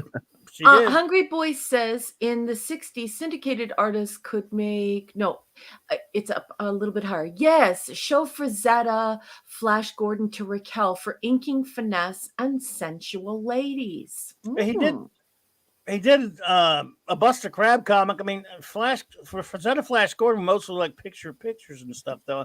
I don't think he never did the strip. And he did a couple of Buster Crab comics and weren't really Flash Gordon. Did Hungry Boy that I remember anyway. I think he's done some art, if I'm not mistaken. We'll dig it up though. I'll check and see. But he never did this. He never did the strip though. But yes, the syndicated guys were doing a lot better than the comic book guys. Who's ready for some Green Lantern? Let's do it. Hal, Green Lantern, folks. I love Alan Scott. But he doesn't, other than outside of Martin O'Dell or somebody like that, he doesn't really have any definitive artists, whereas Hal has a few. And, of course, he's the greatest Green Lantern in the universe. Anyway, we all know that. Yeah, he did do some illustrations for some publications, and we will look at some of those, Hungry Boy. Because, you and me, I'll never turn down looking at some Frazetta, and I love Flash Gordon. Yeah. But Gil Kane, of course, is co-creator and one of the greatest comics artists ever. Yeah, I had Al Williamson on there, Sean. Sure. Neil Adams goes without saying. Yeah. As a Hal artist. I love the Grell run as well. I love Grell. Keith Pollard was a little underrated on that series. No one ever thinks of him as a Green Lantern artist, but I liked him. Dave Gibbons, again, I didn't like his run at first. When I went back to it, sorry, Steve Mitchell, because he hates Dave Gibbons. But I really did like the Gibbons run with Lynn Wein. And then, of course, Ethan Van Sciver. There are a lot of other artists you could probably note, but these are my 6 right here as far as Hal Jordan's concerned. Yep. Snail Messiah's getting back to you, boss man. He's cartoons. Okay. Yeah, they were cartoons on TV, so. Yes. Oh, cool. Thank you, Snail Messiah. Absolutely. Great. Yeah, I love Ethan Van Sciver's Green Lantern. He was fantastic on that, of course. I'm not saying there are no other good ones, but I had to pick out a few that stand out for me because there are various runs that I would look at, didn't like. And of course, he Hal was missing for the whole 90s, as you all know. So, and nothing modern sticks out to me. I don't like much of it other than Van Sciver. He's one of the best of the modern era anyway. He's a great artist. So, why are you muted, Mark? I can't unmute you. You're muted, buddy. Oh, that was a boomer moment. I was reaching just to flash you for a second.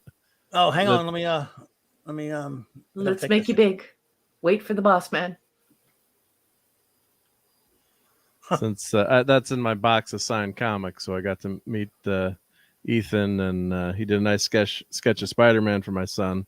So I have, and this was a great run where they undid the travesty that happened to Yeah, I like Jordan. this a lot. I liked it. So I got just so you can, I'll go through these quick, but yep. So, and yeah, really detailed art. Just love his. And this is, I think he was basically just starting out. I think when this series came out. At DC, baby, he'd been around a while. Yeah. So there's 4, and then the last one I have is 5, and issue 6 wasn't out at the time, so I've got to meet him someday and get issue number 6 signed. But that was fun to, I just happen to have that next to me. So nice. But yeah, fun, great artist. Yep. Oh yeah, love his green, his GL. Again, it's just. Oh, hang on. Where are we at? All right.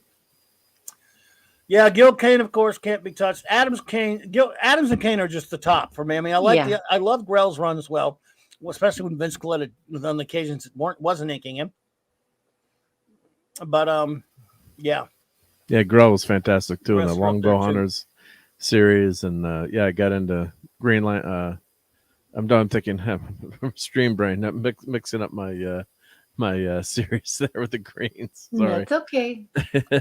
But Grell's a great artist, and just some Green Lantern, just one of the all-time great characters to read. Well, let's stay green then. Go to the Hulk. Go to the Hulk. Yay! It's Hulkerin time, everyone. There we go. Again, Kirby, of course, his creator. I think I got the creator and all of them just about. And of course, Marie Severin, back with one of the, at the time, rare famous female artists. Yeah. She, of course, was a wonderful artist on Hulk. Wow. Goes without saying that she would be on there. And, her brother John was a great inker on Hulk as well, but she did more penciling on him, I do, with my research that was going through that stuff. And the great Herb Trimpe, whom I love. He's great. Yeah, awesome artist. Yep. Kane actually did some issues of the Hulk. The great 2 Kanes in a row here. Sal Buscema had an incredible run on Hulk. Sometimes it depended on the inker. And I decided, since there weren't many other, I know there are a lot of artists later. People love Keown, people love McFarlane, Larson, or whoever. All these other artists, none of them really did much for me personally, was it? So I threw Byrne on there. Yep. It does draw a good Hulk. His series on it was, but Byrne, I just stuck him on there because I did always look kind of like the way he drew Hulk. Yeah. And but still, Kirby is the best. Kirby is the best Hulk, hands down. My favorite of these Hulk artists might surprise you somewhat, Raquel. Kirby, did the first couple issues, and he kind of left it, and he never really drew him that much after that. My favorite is Herb Trimpe of all Hulk artists. Oh, really? Because Kirby didn't do much. He created him, and then he left after a couple of issues, and he Ditko did some of them, and he never really went back to him that much. He, here and there, but he never really. He was just so busy, so he didn't do a lot with Hulk. Then all these other artists kind of did more. And Herb Trimpe run, I mean, he might be my favorite Hulk artist. Yeah. So it's just the Kirby one reminds me that Hulk is just it is so well wrought. It looks like a gothic horror. It's a real throwback to something that would have been very frightening. With the hard edges and that really, really deeply Neanderthal brow. And it's really reminiscent of the daemon in Mary Shelley's Frankenstein, when you're thinking of this Hulk of meat, and you're not quite sure if you can trust what it's going to do. And it is physically imposing and terrifying. So for me, the Kirby's look to his Hulk, I think, is the classic and the gold standard for Hulk, for me anyway. Well, it's well spotted, and everyone is absolutely concurring with you. That is, it does. I mean, even though the character is kind of based on Dr. Jekyll and Mr. Hyde in a lot of ways, he does sort of look like Frankenstein's monster. Yep. Yeah, he looks like the daemon, and that daemon, the idea of that daemon is terrifying, and it's such a wonderful homage to our very first work of science fiction, which is Mary Shelley's Frankenstein. So yeah, obviously, the Frankenstein is not the monster. Well, Frankenstein is the monster, but he's the doctor Right, anyway. right. And the hulking mass is a daemon. But yeah, when I look at Kirby's Hulk, I just think to myself that it's something incredibly special and just so unique and so beautiful and really, really scary, but also so classic. Oh, I love it. I'm just saying he didn't do the series as much as well as Yeah, no, I was more I identified agree. with Hulk than some of these other artists. Yeah. Are more identified with Hulk, even though he created him, of course. I totally understand, but I wish that Kirby would have done millions and millions and reams of Hulk. And yes, because of what Hungry Boy is saying, and obviously Hungry Boy owns this volume as I do, because he's calling the book by its proper name, The Modern Prometheus. So yeah, it's quite striking, isn't it, Hungry Boy? Kirby is just so talented. What a marvel he is. A king indeed. Let's see. The next one, he's not here, but I'll dedicate it to him anyway and act like he's here because he may listen to it later. Our good buddy, the Man of Iron himself, D. Bud Martin. Yep. Buddy, Iron Man, this is for you. And I added one from last time. I don't know if he was here when I last did it. I've teased him about Tuska quite a bit, but Tuska did have a good run on Iron Man. Of course, King Kirby, although this is another case where Kirby created him and I love him, but he's not my favorite Iron Man artist. Don Heck, you got to respect his run on it because it was, again, Kirby didn't have time to mess with it.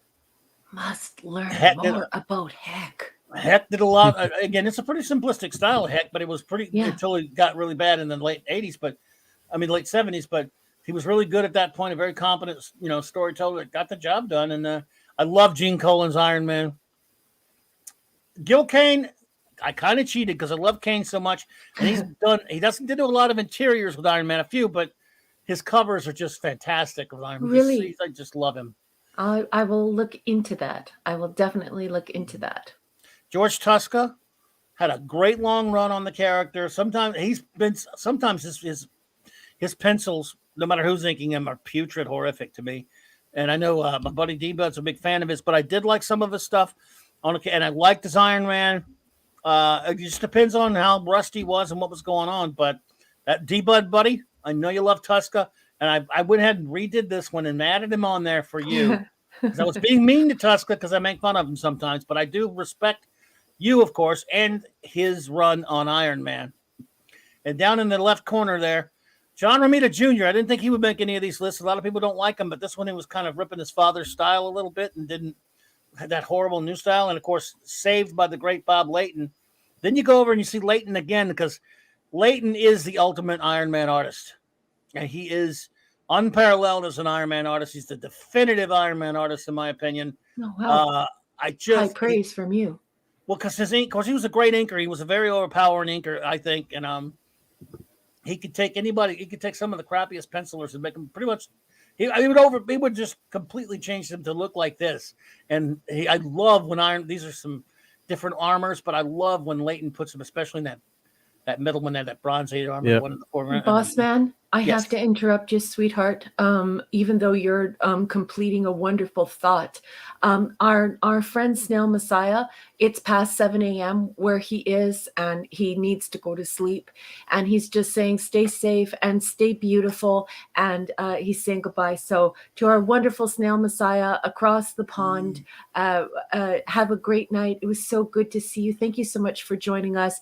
And thank you so much for that wonderful super chat that helps keep the lights on in CLOBBY'S virtual comic book shop. It's very much appreciated, Snail Messiah. Absolutely. Snail Messiah, thank you so much for your contribution. And it's always wonderful to have you here, my friend. Have a great rest. Thank you so much. And again, that's true. That's very true. I backtracked a little bit there to Hungry Man.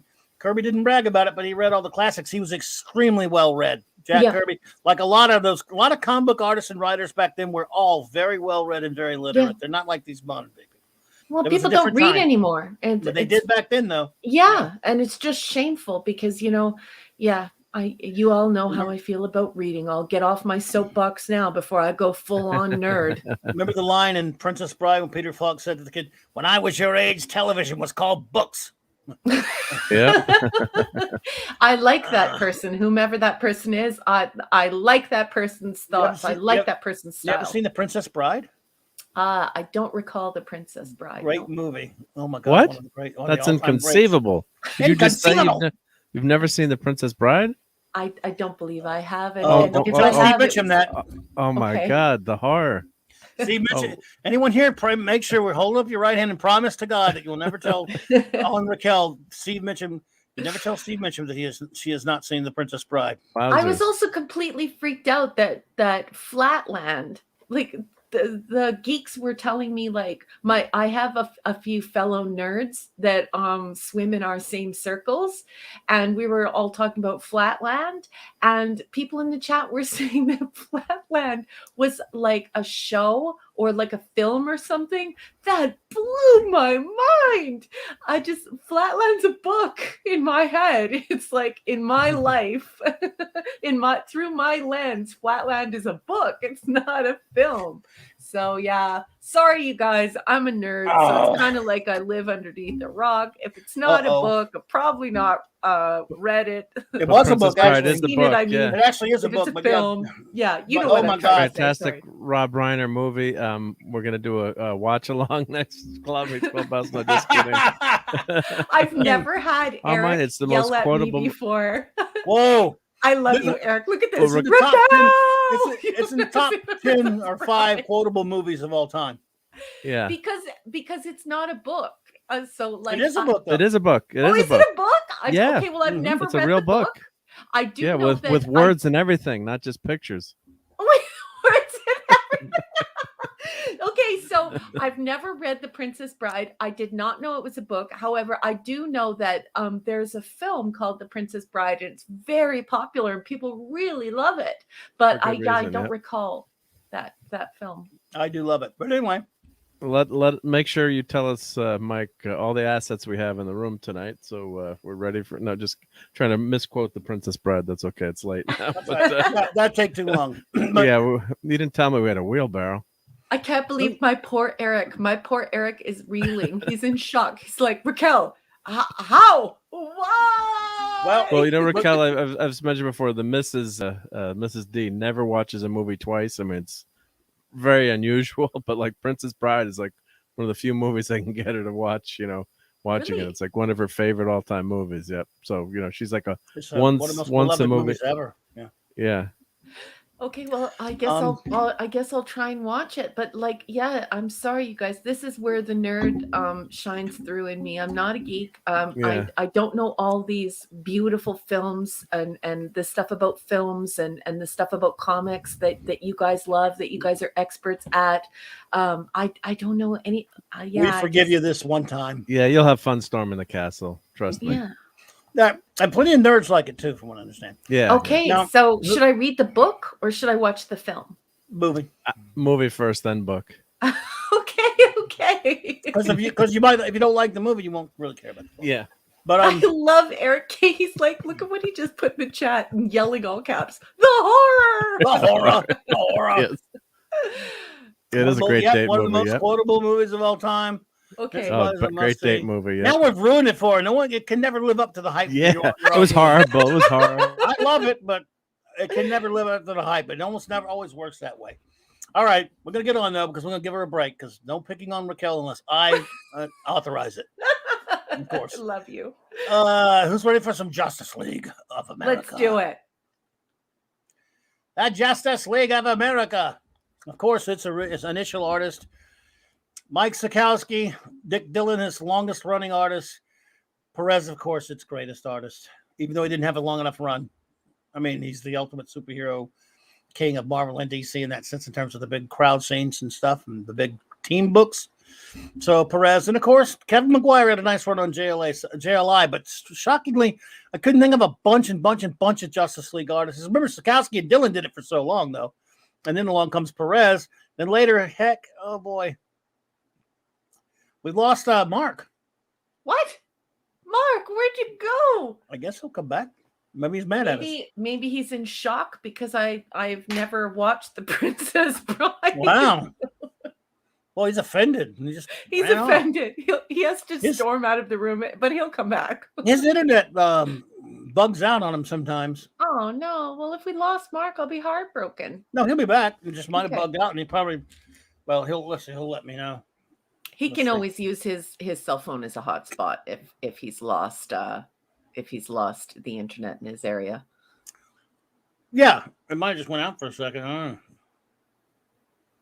don't know. Troy Pacelli says, gotta hit the hay, folks. And Netter's already long gone. So she's already gone to sleep. Good night, Netters. It was so nice of you to stop by. He says, you boys have chewed a lot of the same ground I have in life. And Raquel is so sweet. Oh, that's incredibly kind of you to say.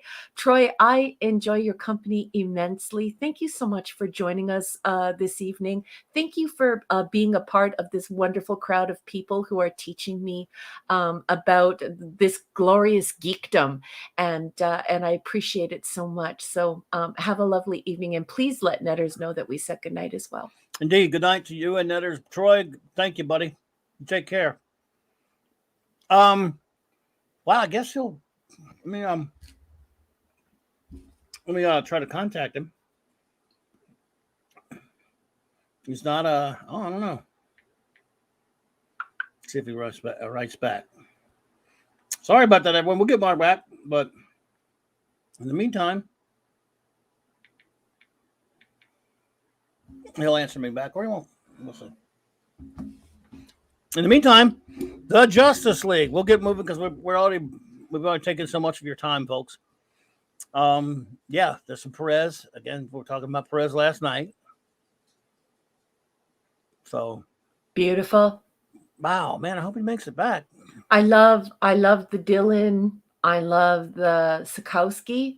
When I think of Justice League, that's the style of art I think of. I love Justice League, and obviously I wasn't a huge comic book fan when I was young, but certainly I'm very, very familiar with the idea of the Justice League and the cartoon. Remember the cartoon? Mm-hmm. Oh, good Lord.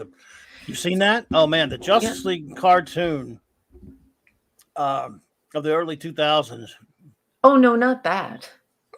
I'm talking, wasn't there a Justice League in the late 1960s or 70s? Well, there was in the 70s. It was the Super Friends. They were pretty much the Justice League, but they were called the Super Friends. Yes, the Super Friends. Yeah. Okay. So, yeah, I'm familiar with that because I'm Gen X. So that was the time I grew up. Right. I grew up in the 70s. So, when I think of the art style of the Justice League, and that's what I'm accustomed to, the Sikowski and the Dylan look, and I think it's just absolutely beautiful. I mean, look at Wonder Woman. Well, if you're hearing us, dude, just let us know when you can come back. Put it in the chat because he's in the chat. He says, hi, everyone. Internet went out. I didn't go to watch The Princess Bride. He might be on his phone, though, in the chat. Oh, well, let us know. We told everybody we kicked you out, but I guess we didn't. No, I'm just kidding. Yeah. He's probably waiting for he's probably waiting for his Wi-Fi and everything to boot back up. He's probably participating through his phone. Okay, so well, sorry, he'll be back any second. Be back when you can, man. If you can. I mean, the internet, man. His internet seems to do that up there. You need to talk to those people, boy. Wow. You'd think that would be happening to me more than him. Yes. Yes, the Super Friends, Eric. I loved the Super Friends. But there's a cartoon. Of course, I love the Super Friends. In 2004 and 5 and 6, there were 4 seasons of the guys who did a Batman animated series and Superman animated series did a Justice League, and then later they came back 2 years later as Justice League Unlimited. It was all the same series, which was just a great, wonderful show. I loved it. But this year, I can only really come up with 4 Justice League artists that do the characters, do the team's justice, in my opinion. Yeah. And it's these guys. Yeah. Well, Perez is preternaturally gifted. And I love his art. But it's just so hard for me. Like when I think of Super Friends, like the members of the Super Friends and going back to the Hall of Justice, and I think and I think of them, I definitely think of the Sikowski and the Dylan style of those characters. So, but Perez, obviously, you already know I love Perez. Well, we mentioned Ramona Fradon. She drew the Super Friends comics of the 70s. So she made it look just sort of like the cartoon. But that was Ted Knight. He would say, later at the Hall of Justice. Yes. Yeah. So next, time for some Legion. The Legion of Superheroes, my beloved Legion. Beautiful. I love them, and it's I don't even know if I can name a favorite. I'm gonna say I love Kurt Swan's Legion. I love Dave Cockrum's Legion. I love Mike Grell's Legion. I even love Jim Sherman's Legion. That's why I put they're all beautiful. James Sherman was a great artist. He barely did very many comics, and of course Keith Gibbons. Wow, for the longest, it was just terrific. For a long time, Mr. Great Darkness Saga. And Steve Lytle, who passed away a year ago, unfortunately, had a great run on the Baxter. So when it comes to my Legion of Superheroes, if only Perez had done some interiors, he would have made here. He did a couple covers, that's all. He never really did them until later in that the Final Crisis crap doesn't count. So, yes. Legion, Eric K. in the chat. Raquel, form a bucket of water from a banana slug. Wonder Twins, activate. Wonder Twins, activate. That's definitely, I definitely remember that. That tickles me that you that you remember of Super Friends. That's great. Yeah. Thank you for adding Lytle. I love this work. Yes, a year ago I did kind of a little tribute when he passed, something like that. It's a shame. I really love Steve Lytle's Legion, Hungry Boy. And I loved that Baxter run before they ruined my Legion. That first Baxter run. And Lytle did a lot of great stuff on there. He was a top. Again, he's another guy that he did that run on Legion. He did some stuff for Marvel with that classic X-Men, the title, some covers and stuff. But he doesn't really have a gigantic body of mainstream work for some reason. But love him. I totally agree with you, Pop Culture Republic. You and I agree a lot on a lot of things, in fact. But yeah, when it comes to the Legion of Superheroes, the pics of the artists that Clobby has presented, they're all beautiful. I totally agree. Pop Culture Republic, I think I would have liked your comic book store. I know I would have liked it. I'd have shopped there, brother. Yeah. You could have shopped at mine. Well, I owned one, ran a couple other ones for different people and stuff. But yeah, so let's see here. Well, anyway, that's Legion again. Let's see. I used to walk 3 miles after work at age 19 from the bookstore to get my Lytle issues in Sydney. Oh, there you go. Yeah. Wow. Well, dude, makes me want to go back and read his Baxter run. Next up, folks. He does whatever a spider can. Spidey time. Yay! I love me some Spidey. I love this character, and nobody touches his creator. Well, that's not true. There are other artists I love as well.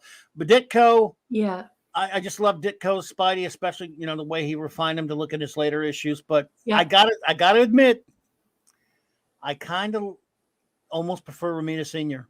Yeah. The creator. Yeah, I agree. Yeah, I mean, it's tough. Yep.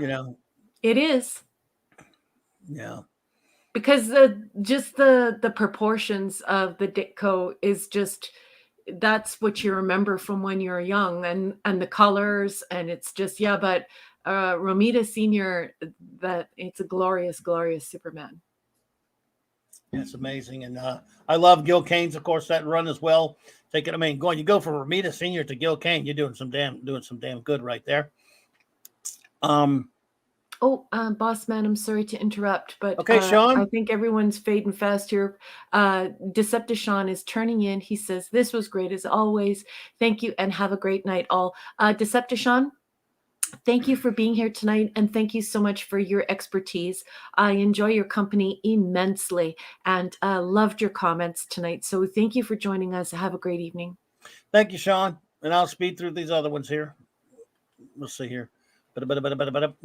So yeah, when I started reading him though, I'm so old that Ross Andrew was drawing the comic. And Pollard was pretty good too. Silver Surfer. Wow. Beautiful. I know Mark would have something to say about the Silver Surfer one. Sorry, he's not. I'm sorry. I hope you can come back, man. Easily King Kirby for me. Yeah. But I love the John Buscema stuff. I'm giving Byrne that because that was kind of an interesting one shot he did. I put Byrne on there because there are a lot of, I don't know. It was pretty good. I mean, I had some issues with the Tom Palmer inks, but okay. I mean, that was a good one shot thing he did. And Byrne did him later. Did some other stuff on him later. Mobius. I know Mark C really loved Mobius. You know, Jean Giraud, his real name. He was great. Got to meet him once at a con, by the way. Great artist. His Silver Surfer was interesting to be sure. Marshall Rogers, gotta love him. And even Ron Lim did an okay run. And it wasn't my favorite run or anything, but Mark's back. Oh, good. Yeah, I know nothing about the Silver Surfer. So this is like the Daredevil thing. This is like Black Panther for me. I don't know much about it, but I can definitely appreciate the beautiful art. Yeah, it's beautiful. By the way, Mark, we did Spidey. I don't know if you had any comments on that. We had, I agree with those, but McFarlane's got to be on that list for me. I mean, well, we'll allow it. We just won't put him on there. You can put it on my list. That's my list, not your list. Yeah. Oh shit! Like I'd add McFarlane to the Hulk. I'd add McFarlane to the Hulk too. But yeah. Silver Surfer was tough because I really only loved the Kirby and Buscema stuff and the kind of the Mobius stuff and the Marshall Rogers. Mobius was really cool stuff. I mean, you got to get used to it, but it's really, really good. Yep. I agree. Hungry Boy, Aldred. I never liked some of Aldred's stuff, but it's Silver Surfer. Jesus Christ. Let's see. Next and Lim, yeah, no good. Yeah, but Lim is definitely up there. Next, Lim was okay. Yeah, he was pretty good. Oh, by the way, when I did the Spidey one, I remember I posted that onto my basket building basement thing about a year ago, and Ron Friends came in there and said, "Hey, no Ron Friends, the artist." That's awesome. And I don't know how he saw that. And I was like, well, I do like your art, sir. But by the time he took over the book, I was not reading it. But I like it, but I was like, well, that was embarrassing.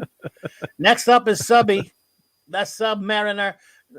Steve Mitchum's not here, so he won't get on my case for saying Namor. But he says you're supposed to say Namor.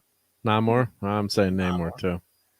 I know nothing about this character. I know nothing at all. I do like that Hungry Boy said that the Silver Surfer was Kirby's metaphor for the Archangel of the Old Testament. Yes. Raquel. So very cool. But yeah, I know nothing about the Submariner.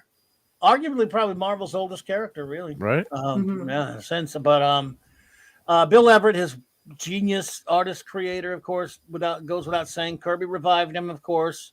I love the Gene Colan stuff. John Buscema, John Romita Jr. I'm kidding, senior. I hate when I say junior by accident. Hey, Six. Hey, Six again. Yes, still in there, hanging in there. And but no, Romita Senior. Sorry, and Byrne. Yeah, I mean, I didn't like that run so much on it, but he drew him well. You didn't like the storyline, probably, right? He looks like he needs a Namor is a businessman kind of thing. He doesn't he's a cheeseburger. He needs a cheeseburger. Do you know what I mean? He looks a little gaunt. He doesn't look ripped. Yes. He looks gaunt. Look at Byrne. Everett. Everett is drawing a Submariner that it's like, wow, it's almost ethereal. Like, our gill's going to spring from his back. Look at him. He's so athletic. He's gorgeous. He looks like Tarzan. And then you look at Byrne and it's like, wow, you hungry, bro? Do you need a cheeseburger, bro? Wow. Good point. Good point. That was that Byrne series though made a big splash pardon the pun, when it came out though. There was a lot of hype about that. After when I said it, I just realized what I was saying. But sorry, but it was pretty big when that came out. I wish Scuba Pete were here. Yeah, he would do a limerick for us, but yeah. But yeah, Namor was became like a businessman or whatever. It was kind of a crazy. I read it, but probably enjoyed it when I read it. But looking back, it's kind of strange. Yeah. Who's ready for the big Kahuna? The big S. Oh, No. no way, really? Superman Oh, time. yeah. The super, the man, the greatest of them all. Obviously, his creator, his co-creator, Joe Shuster, goes without saying. Wayne Boring had a wonderful long run in the Golden Age. Of course, Kurt Swan is my all-time favorite Superman artist. But I love Neil Adams. Although, Yeah, and gorgeous. again, he's getting this on cover strength alone. He almost never did any, very, very rarely did any interiors. Jose Luis Garcia Lopez was just fantastic. And of course, Yeah. my wonderful Gil Kane had a great run on him. Yeah. And I don't really get to, I mean, there were Gary Frank was all right. There were a couple other guys, but they were in times I didn't care much for. So nobody, as far as Superman comic book art, there's no one else that really does a whole lot for me. Yeah. No Burn Agreed. on there, obviously. I don't want to Burn, get you angry. he never did Superman. Screw him. And Frank Quietly, I mean, that's just one series. I love that's that famous, series, but not you enough, I guess. Probably, I'm his guessing that's why. faces are weird. Yeah, but it's kind of like you get into that art after a while. I get get used to the style. I agree, though. Yep. Yeah, but no, he was just weird. I mean, I don't know. I mean, I love that comic. I actually just love the comic, Yeah. though. Comics, yeah. We're almost done, folks. Perez did some Superman, right? Or Not, yeah, but he really didn't, not he many, didn't- he not did, much, right? Yeah. Not till Screw 52. I mean, he did it. You saw him in some comics, but not like a regular series. Yeah, artist not or regular. anything. Yeah. Oh, he'd be on here if he did any regular series back during the Real Deal Superman. Yep. The next one's devoted to Raquel. All right. This one's for her. Tarzan time. Oh, of course I love Tarzan Tarzan. artist. The female gaze. Yes, Yeah. but also genuinely more than just feeling amorous towards Tarzan. I really, really was inspired by the books, and wow, I really imagined myself getting on a plane and going to the African continent and seeing the Big Five and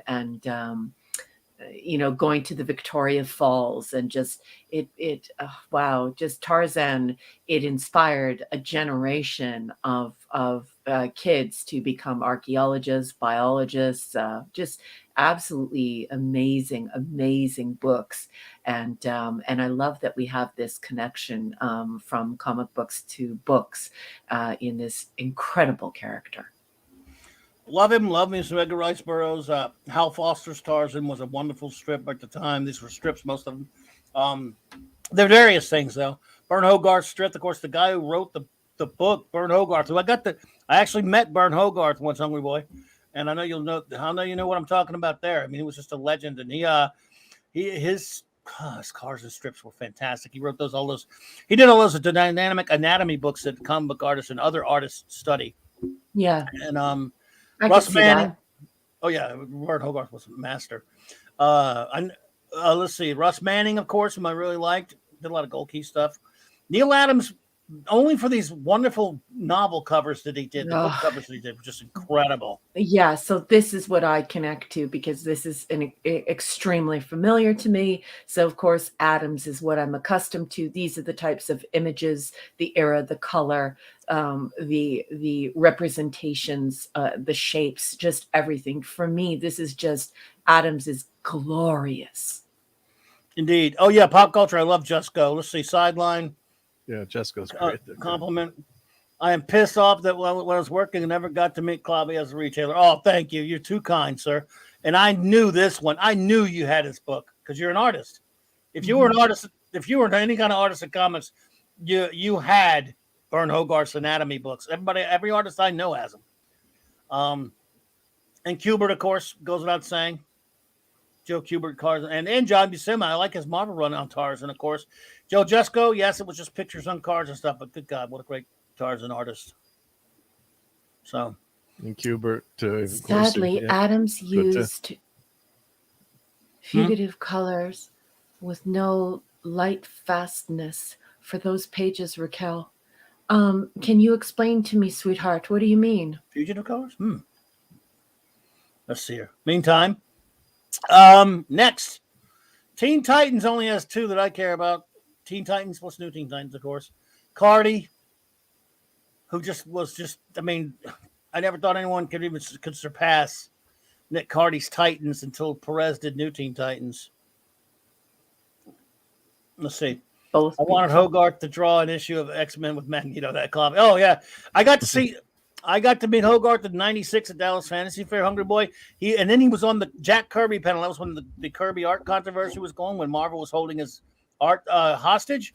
And on that panel sat Will Eisner, Bern Hogarth, Frank Miller, and Jack Kirby. Wow. Can you imagine that as a panel? Jesus My God, Christ. that's incredible. Yeah. Is there a video of that? I'm never going to find video. We had Or audio. We had audio There's somewhere, audio? so one of us loaned it out to somebody. We audio taped it. No, we can't. I have a friend that might still have it. Oh, in fact, My God, that'd be find it. incredible to hear. There's some transcripts, and this was about Jim Shooter's not Jim Shooter and Marvel holding Kirby's art hostage. I mean, Your real Muslim quickly. uncle. Hey. Hey, buddy. Hey, your Muslim uncle. Yeah, so basically, real quickly, I think Kirby was at that time he was suing, right? So Marvel, he had all his original artwork, and they wouldn't turn it back to him, and then people were selling his artwork, and he wasn't getting any money from it, which is disgusting 80s. too. So they've been trying to recompile as much as they can of his artwork, but it's a shame what happened. And it was really, really shitty what they did to him. So he finally got some of it back, but a lot of it was quote unquote allegedly lost, we'll say. Some bad stuff went on back then was on the Kirby, but Hungry Boy says fugitive colors are inks that fade with any exposure to sunlight. Even in a file drawer, they become pale or gruel in 10 years. Wow. Yeah. Interesting. I was thinking thanks. that because in context you can sort of suss that out. Is it fugitive or is it fugitive colors? I hesitated due to the cumulative connotations of fugitive. Fugitive, because maybe I'm guessing because they escaped. No. That's why I didn't pronounce it that way. I thought that would be actually kind of comical, but very interesting and very cool. And certainly that's something that I'm totally into, because being able to keep this art alive and not have it fade is incredibly important. Darius 1000, what's up, buddy? We're almost to the end. Hey, folks. Darius. I promise we're almost to the end. I know it's alphabetical. Now we're gonna go with my and I don't know if Mark cares about this character that much, but we're going to go with my all-time favorite character. All right, let's see who that is. It's a character Mark doesn't care for very much. I don't really care for the character at but all. I love him. Get out of here, you guys. Ever-loving blue-eyed who's that? thing. Don't have any of those issues. Yeah, I know you've never seen him before. Never seen him before. What are you talking about? Obviously, Kirby's obvious, duh. And there's that image again, Mark, that This man, this monster. And now it is going to him page. for Christmas. Splash, yeah, you're right. Yep. Splash page, yeah. Yep. Well, I'm thinking of the buckler. Yeah, I've never seen that image before. I don't know how it got there. Yep. John Buscema, of course, after the King, and then Buckler, then Perez. Ron Wilson deserves some love, and then Byrne for some reason. That's for Byrne was okay on him, but that's for my boy. What are you doing? Oh, it's clobbering time. Just kidding. Yeah, you don't have to. This. But yeah, then that's that's for Mark C there. That thank you, Hungry Boy. No one else really matters when it comes to the thing. There's some other artists who do okay, but all inked by the great Joe Sinnott, Steve Mitchum, who's not here. Just getting the digs in tonight. Yeah, I'm going after. He goes after my boy Joe Sinnott. And so yes.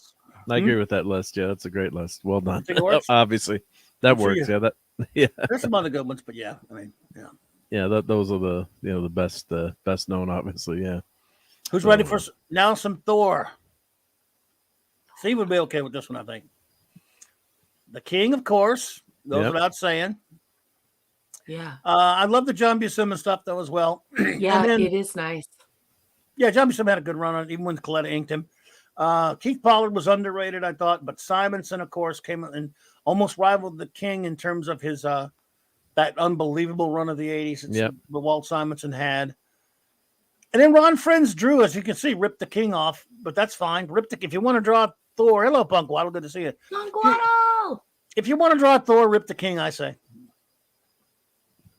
It looked good. Yeah, might as well, right? If you're gonna copy someone, Yeah. or ape their style. Yeah, Yeah. that's a good one to pick. Yep. Yeah. If you want to Yep. emulate someone, definitely go with the king. Especially on a character like that. Thank you, Pop Culture. And now for the final one, folks. I know you're happy to hear that. We went alphabetically, so of course it is the X-Men. There we go. Never the biggest X-Men guy, but I like him enough. Again, the King speaks for itself. Neil Adams did make this one, Phantom, because he had a longer run on X-Men, I think, or he had a decent run on X-Men, or it was certainly more. I don't know. It was pretty damn good, I thought. And I didn't even mind Tom Palmer inking him on that one. And Dave Cockrum was just sensational. Gotta love him. Yep. I really love him. I mean, I loved him on Legion and more than I loved him on X-Men, but I loved him on X-Men. And Byrne, can't deny it. Byrne was probably the best of them all on X-Men. Yep. Now, my boy Steve Minchin won't agree with me. He didn't like Paul Smith, but I liked Paul Smith's X-Men. And I even liked Art Adams' X-Men. I didn't really read the comic much at that point, but it was good art. I read it for a while. So, yeah, and Cockrum, obviously started with that, the first, new run of X-Men, after that's a good Giant point. Size, and then, people were pissed. I think when Byrne took over, and Byrne did, did an amazing job too. So, with Terry Austin, I should put Terry Austin's name on there. Hey, Tim Stalk, good to see you, my friend. I'm remiss by not putting Terry Austin's name there, so I'm at least mentioning him. His inks on Byrne. I mean, Byrne never looks better than when Terry Austin inked him. And I agree, Hungry Boy. The Steranko issue of X-Men issues. I mean, I know it needed an inker, but they were still pretty good. But it wasn't long enough on the series. But I hear you, Steranko. You can't ever go wrong with him. So, and anyway, sorry it took so long, everybody. I don't know. No, that was fun. That was great. Mm-hmm. No Jim Lee, I noticed. You a Jim Lee fan or? Surprisingly, no. Okay. You? Yeah, well, Clubby said that he's like. Thought no. maybe Batman or Superman, but I don't like the stuff at all. You don't like the stuff? Okay. I love you, Clubby. All right. No. Why? He draws everybody.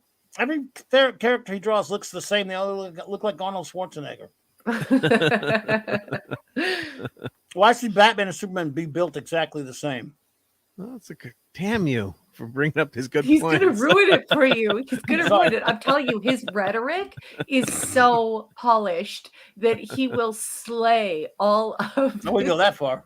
Yeah, no, he will. This is why Mark is. I still like Jim Lee though, but yeah, I can see that point now. Jim Lee and I were born on the exact same day. Wow. And to be fair, what he did in the early 90s, I never liked his art, but he and some of those Image guys really did help Jack a little bit. And they were nice to him, so points for that. Well, he's one of the biggest. Was one of the biggest artists. I don't know now how with the comics the way things are going at DC, but he didn't draw anything anymore. He just ran DC into the ground with a few other people. So. Yeah, that doesn't help either. Yeah, I mean, he's not as bad as Liefeld. I'll give you that one, Pop Culture. Oh God, yeah. I wish Sean was still here so he could deliver this message to J-Man. J-Man, dude, Liefeld sucks. Sorry. I love J-Man. I love J-Man, by the way. He doesn't messing with him. I went over to his channel today, and he had a panel of people there, and they were all talking. And I didn't realize that J-Man is like a youngish Canadian guy. And I just know him from the chats. And he's such a kind and sweet person.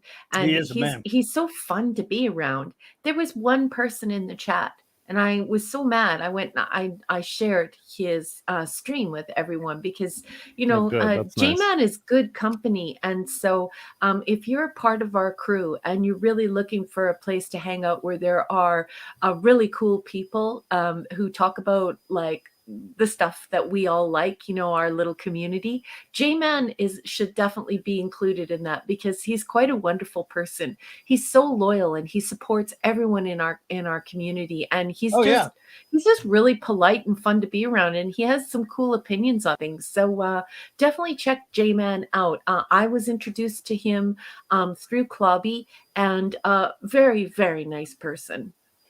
Oh yeah, we've done some shows together. I've been on his channel. He's been on mine. We plan to do some more things. Anyone here, if you've not checked out J-Man's channel, now there's a link in my description below, but I'm going to put the link. I just put it in right here. Thanks, Mark. Oh, good. Please, if you have not, please subscribe to J-Man. He's got a lot of subs, but check out it. He's got, you know, he could always use more. And please check out his streams are great and stuff. So. Yeah. And he's a good just a great guy. And a good buddy. Yeah. And great so show. is Sean. He has great shows. Yep. He has great shows. Yep. And show us, I like their little tier rating shows they do. They rate things on a tier and stuff. I've never seen that, but it's pretty cool. So everyone, I tell you what, unless anyone, I'll ask my engineer and my first officer if they've got anything else before we get out of here. Mark D with the C is a maker. He made one of the coolest things ever, the Doomsday Machine. He's got a little fledgling maker 3D printing thing going, and I want to encourage him because I love his artwork. I love the things that he's making. I love the fact that he's making things from Star Trek that you can't buy anywhere, but it's the stuff we love. He also has a really great channel. He's super fun to be around, just a really kind and wonderful person with really great opinions. He'll make you spend money. In that way, you won't like him very much. You might have to kick him in the shins. But please follow Mark D with a C on his excellent channel and befriend this wonderful person. And if you ever need to commission something, please do it through Mark. Get a hold of Mark and say, hey, Mark, this arm is broken off of this. What can we do about it? And Mark is a talented engineer with a real passion for a lot of geek and a lot of nerd and just a wonderful person. So don't forget to follow him. And also, thank you so much. Clobby's doing this a comic books corner thing that is just the coolest thing, and you should tune into it, especially if you tuned in tonight and you're like, hey, this is kind of cool, because Clobby is doing this spinner rack time machine where he takes you back in time to when those comic books first came out. So it's like you get to relive it with him, and he takes these really cool pics that he would have put on his spinner rack when he owned his comic book shop. So please tune into that because it's just absolutely wonderful stuff. It's so fun to watch it and to interact with everyone on the premiere when they come out. That's all I have to say. Mark, thank you, Raquel. Yep. Buy Raquel's novels or short stories on Amazon, or you'll be clobbered. Sorry. Let's say, is this today's work? Yeah, these still work. Yep, they're old, but yeah. So we were saying last night, you don't need Hulk hands. You got thing hands, right? Hands. So you gotta have everything. Yeah. So I really appreciate those kind words, Raquel. Yeah, if there's a model you need printed, you see on Thingiverse or something, yeah, glad to talk to you about doing that. Yeah. And check out my channel. I've got enabling videos up and just some fun videos, and just appreciate. And the Sunday thing. Don't forget about the Sunday thing, because the Sunday night show. Yeah, Sunday show. I always like Sunday is family day for me, but I always want to be there. Like if it weren't Sunday for me, the Sunday family time for me, I would be there every single Sunday because that show is so fun. Tell them about the Sunday show. Yeah, so Clobby's always there, and we have a great time hanging out, rotating some guests in and out. Jace was there last Sunday, and we just and Nick Weiser was there. And it's just a fun hangout. We talk about what happened during the week, and and sometimes the chat, like here, the chat takes us to a different direction, and we head that way. But we have a great time and show some toys and things like that. So it's just a really fun hangout. And I guess maybe we'll talk a little bit of Hawkeye again this week. We'll see what else is in happen in pop culture. But yeah, appreciate everyone hanging out. This has been a great group of people we have here. The chat was awesome tonight, and just a lot of fun, hanging out and talking about things that we love. So and Clobbering Times, thanks for having that list. That's a great great list of artists, and it's fun to see the artists and the names. And sometimes I was reading the comics back in the day, I didn't really pay attention to who the artists were. Just I don't really like that, or that's good. So it's it's fun to then recognize the styles that you like. And it's amazing the topics that get raised, and it's amazing the depth of knowledge in not only with Clobby but with the whole community, isn't it, Mark? Like when Clobby does these picks and he opens up these proverbial can of worms, we learn so many different things about the artists, about the time period, about just everything, and it's really exciting and fun to be a part of. Yeah, the history of comics is something so fun too. Back back when you were a kid, you could get the price guide and you'd read a little bit about it, but there weren't I didn't know about these fanzines until I was older, and then Mike did that great show on all the fanzines and things that you could find out. The behind, it's almost like a DVD behind the scenes.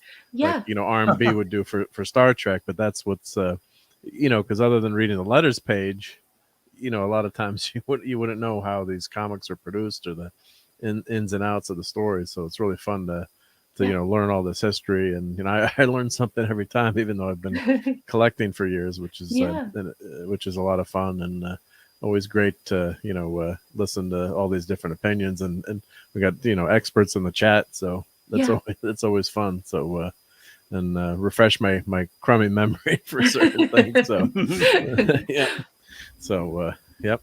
But it's been a great show. Really appreciate everyone that was hanging out with us. Yeah, so good time tonight. Beautiful list, Clobby. It was so inspired. It was so eye-opening, and your expertise is just outstanding.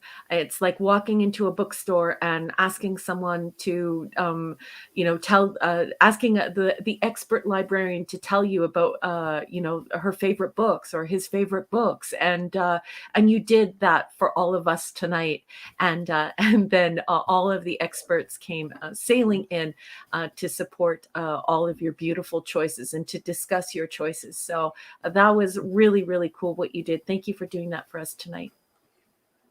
Thank you so much for being here, both of you. Really, you make my nights always. And also our great chat. What a bunch of amazing individuals here. Hungry Boy, we really appreciate you being here, man. Thank you so much. You are a wonderful new friend of ours, and not new. You've been here with us a while now, but you know what I mean. Yeah. And you're just amazing. The great Eric K, the Bronze Wrencher. Thank you, brother, for being here. Thank you so much. The lovely Sherry, thank you so much for being with us tonight, my dear. I hope things are going better for you. Big hugs to you. Mm-hmm. Pop Culture Republic, thanks for hanging out with us. Thank you for those kind words. I appreciate that. Thank you. Yeah. Kal-El, thanks, buddy. Yep. Always a pleasure. Thanks for being here, bud. Darius Munchausen, good to see you. Thank you, man. Appreciate that. Punk Waddle, have a good one. Tim's Talk, thank you. So I know Phantom Outsider was here. Thank you, brother. Yes. Appreciate you. Who else was here? Decepticon was here. Decepticon was here. Yeah, buddy. Your Muslim uncle popped in. Snail Messiah. Thank you. Oh, Mom, you know my memory. Mm-hmm. It's late now. It's late now. We've been here for 4 hours. Yeah, I'm forgetting too. So Dee Dee Myers was here. That's right. Hey, I always hate to leave anybody out, but your Muslim uncle. I said, I did say him. Did we say him? Okay. Yep. And thank you, Darius. I can't remember all. Stuart Mitchell. That's right. The great Stuart Mitchell. Dolly had real facts. Yeah, how could we forget that? Dolly had braces, sir. Dolly had braces. We love you, Stuart. Yep. Thank you. Good to see you. Did you see Darius Munchausen's comment at 54 minutes past the hour. Oh, I know we're trying to get out of here, but that might be one of the best comments anyone has ever made about my friend Clubby. no. Darius, Well I said. love that you said that. Aw. Clubby won't tell you what to like, but his passion might convince you with a little wink. So what a great comment, Darius. It's basically the nicest way I've ever been called an opinionated bastard who ever lived, but that's true because I am one. No, Darius, no, that's almost a comic show because Darius, there actually was a comic called Opinionated Bastards. Believe it or not, it was an underground comic from the 70s or an alternative comic, but it did exist. Yeah. Thank you all so much. Really appreciate you. You've been fantastic, and let's see, Saturday night. Hopefully, you'll join us for Saturday Night Star Trek, where we review 4 more Wesley-less episodes of Star Trek The Next Generation on Saturday Night Star Trek. What a loss. What a loss. Yes, we're all missing him, aren't we? So, I was worried that episode The Loss was named after Wesley leaving, but thankfully it wasn't about him. no. We got a great Counselor Troy episode instead. Well, still better than Wesley. I don't even know what to think anymore. But thank you all so much. Have a wonderful night. And again, Monday night, by the way, Monday night, Mark C. Comics Talk. The Comics Talk continues, folks, with the Mark C. Climber Times Mark C. Comics Creator Hall of Fame Wave 3, 10 more inductees. Who will they be? Until then, everyone, Saturday Night Star Trek, and have a wonderful, wonderful weekend. And I was trying to there we go. I got it now. I had to move my thingy. And thing hands for some reason. Take care. And clobber on, clobberers.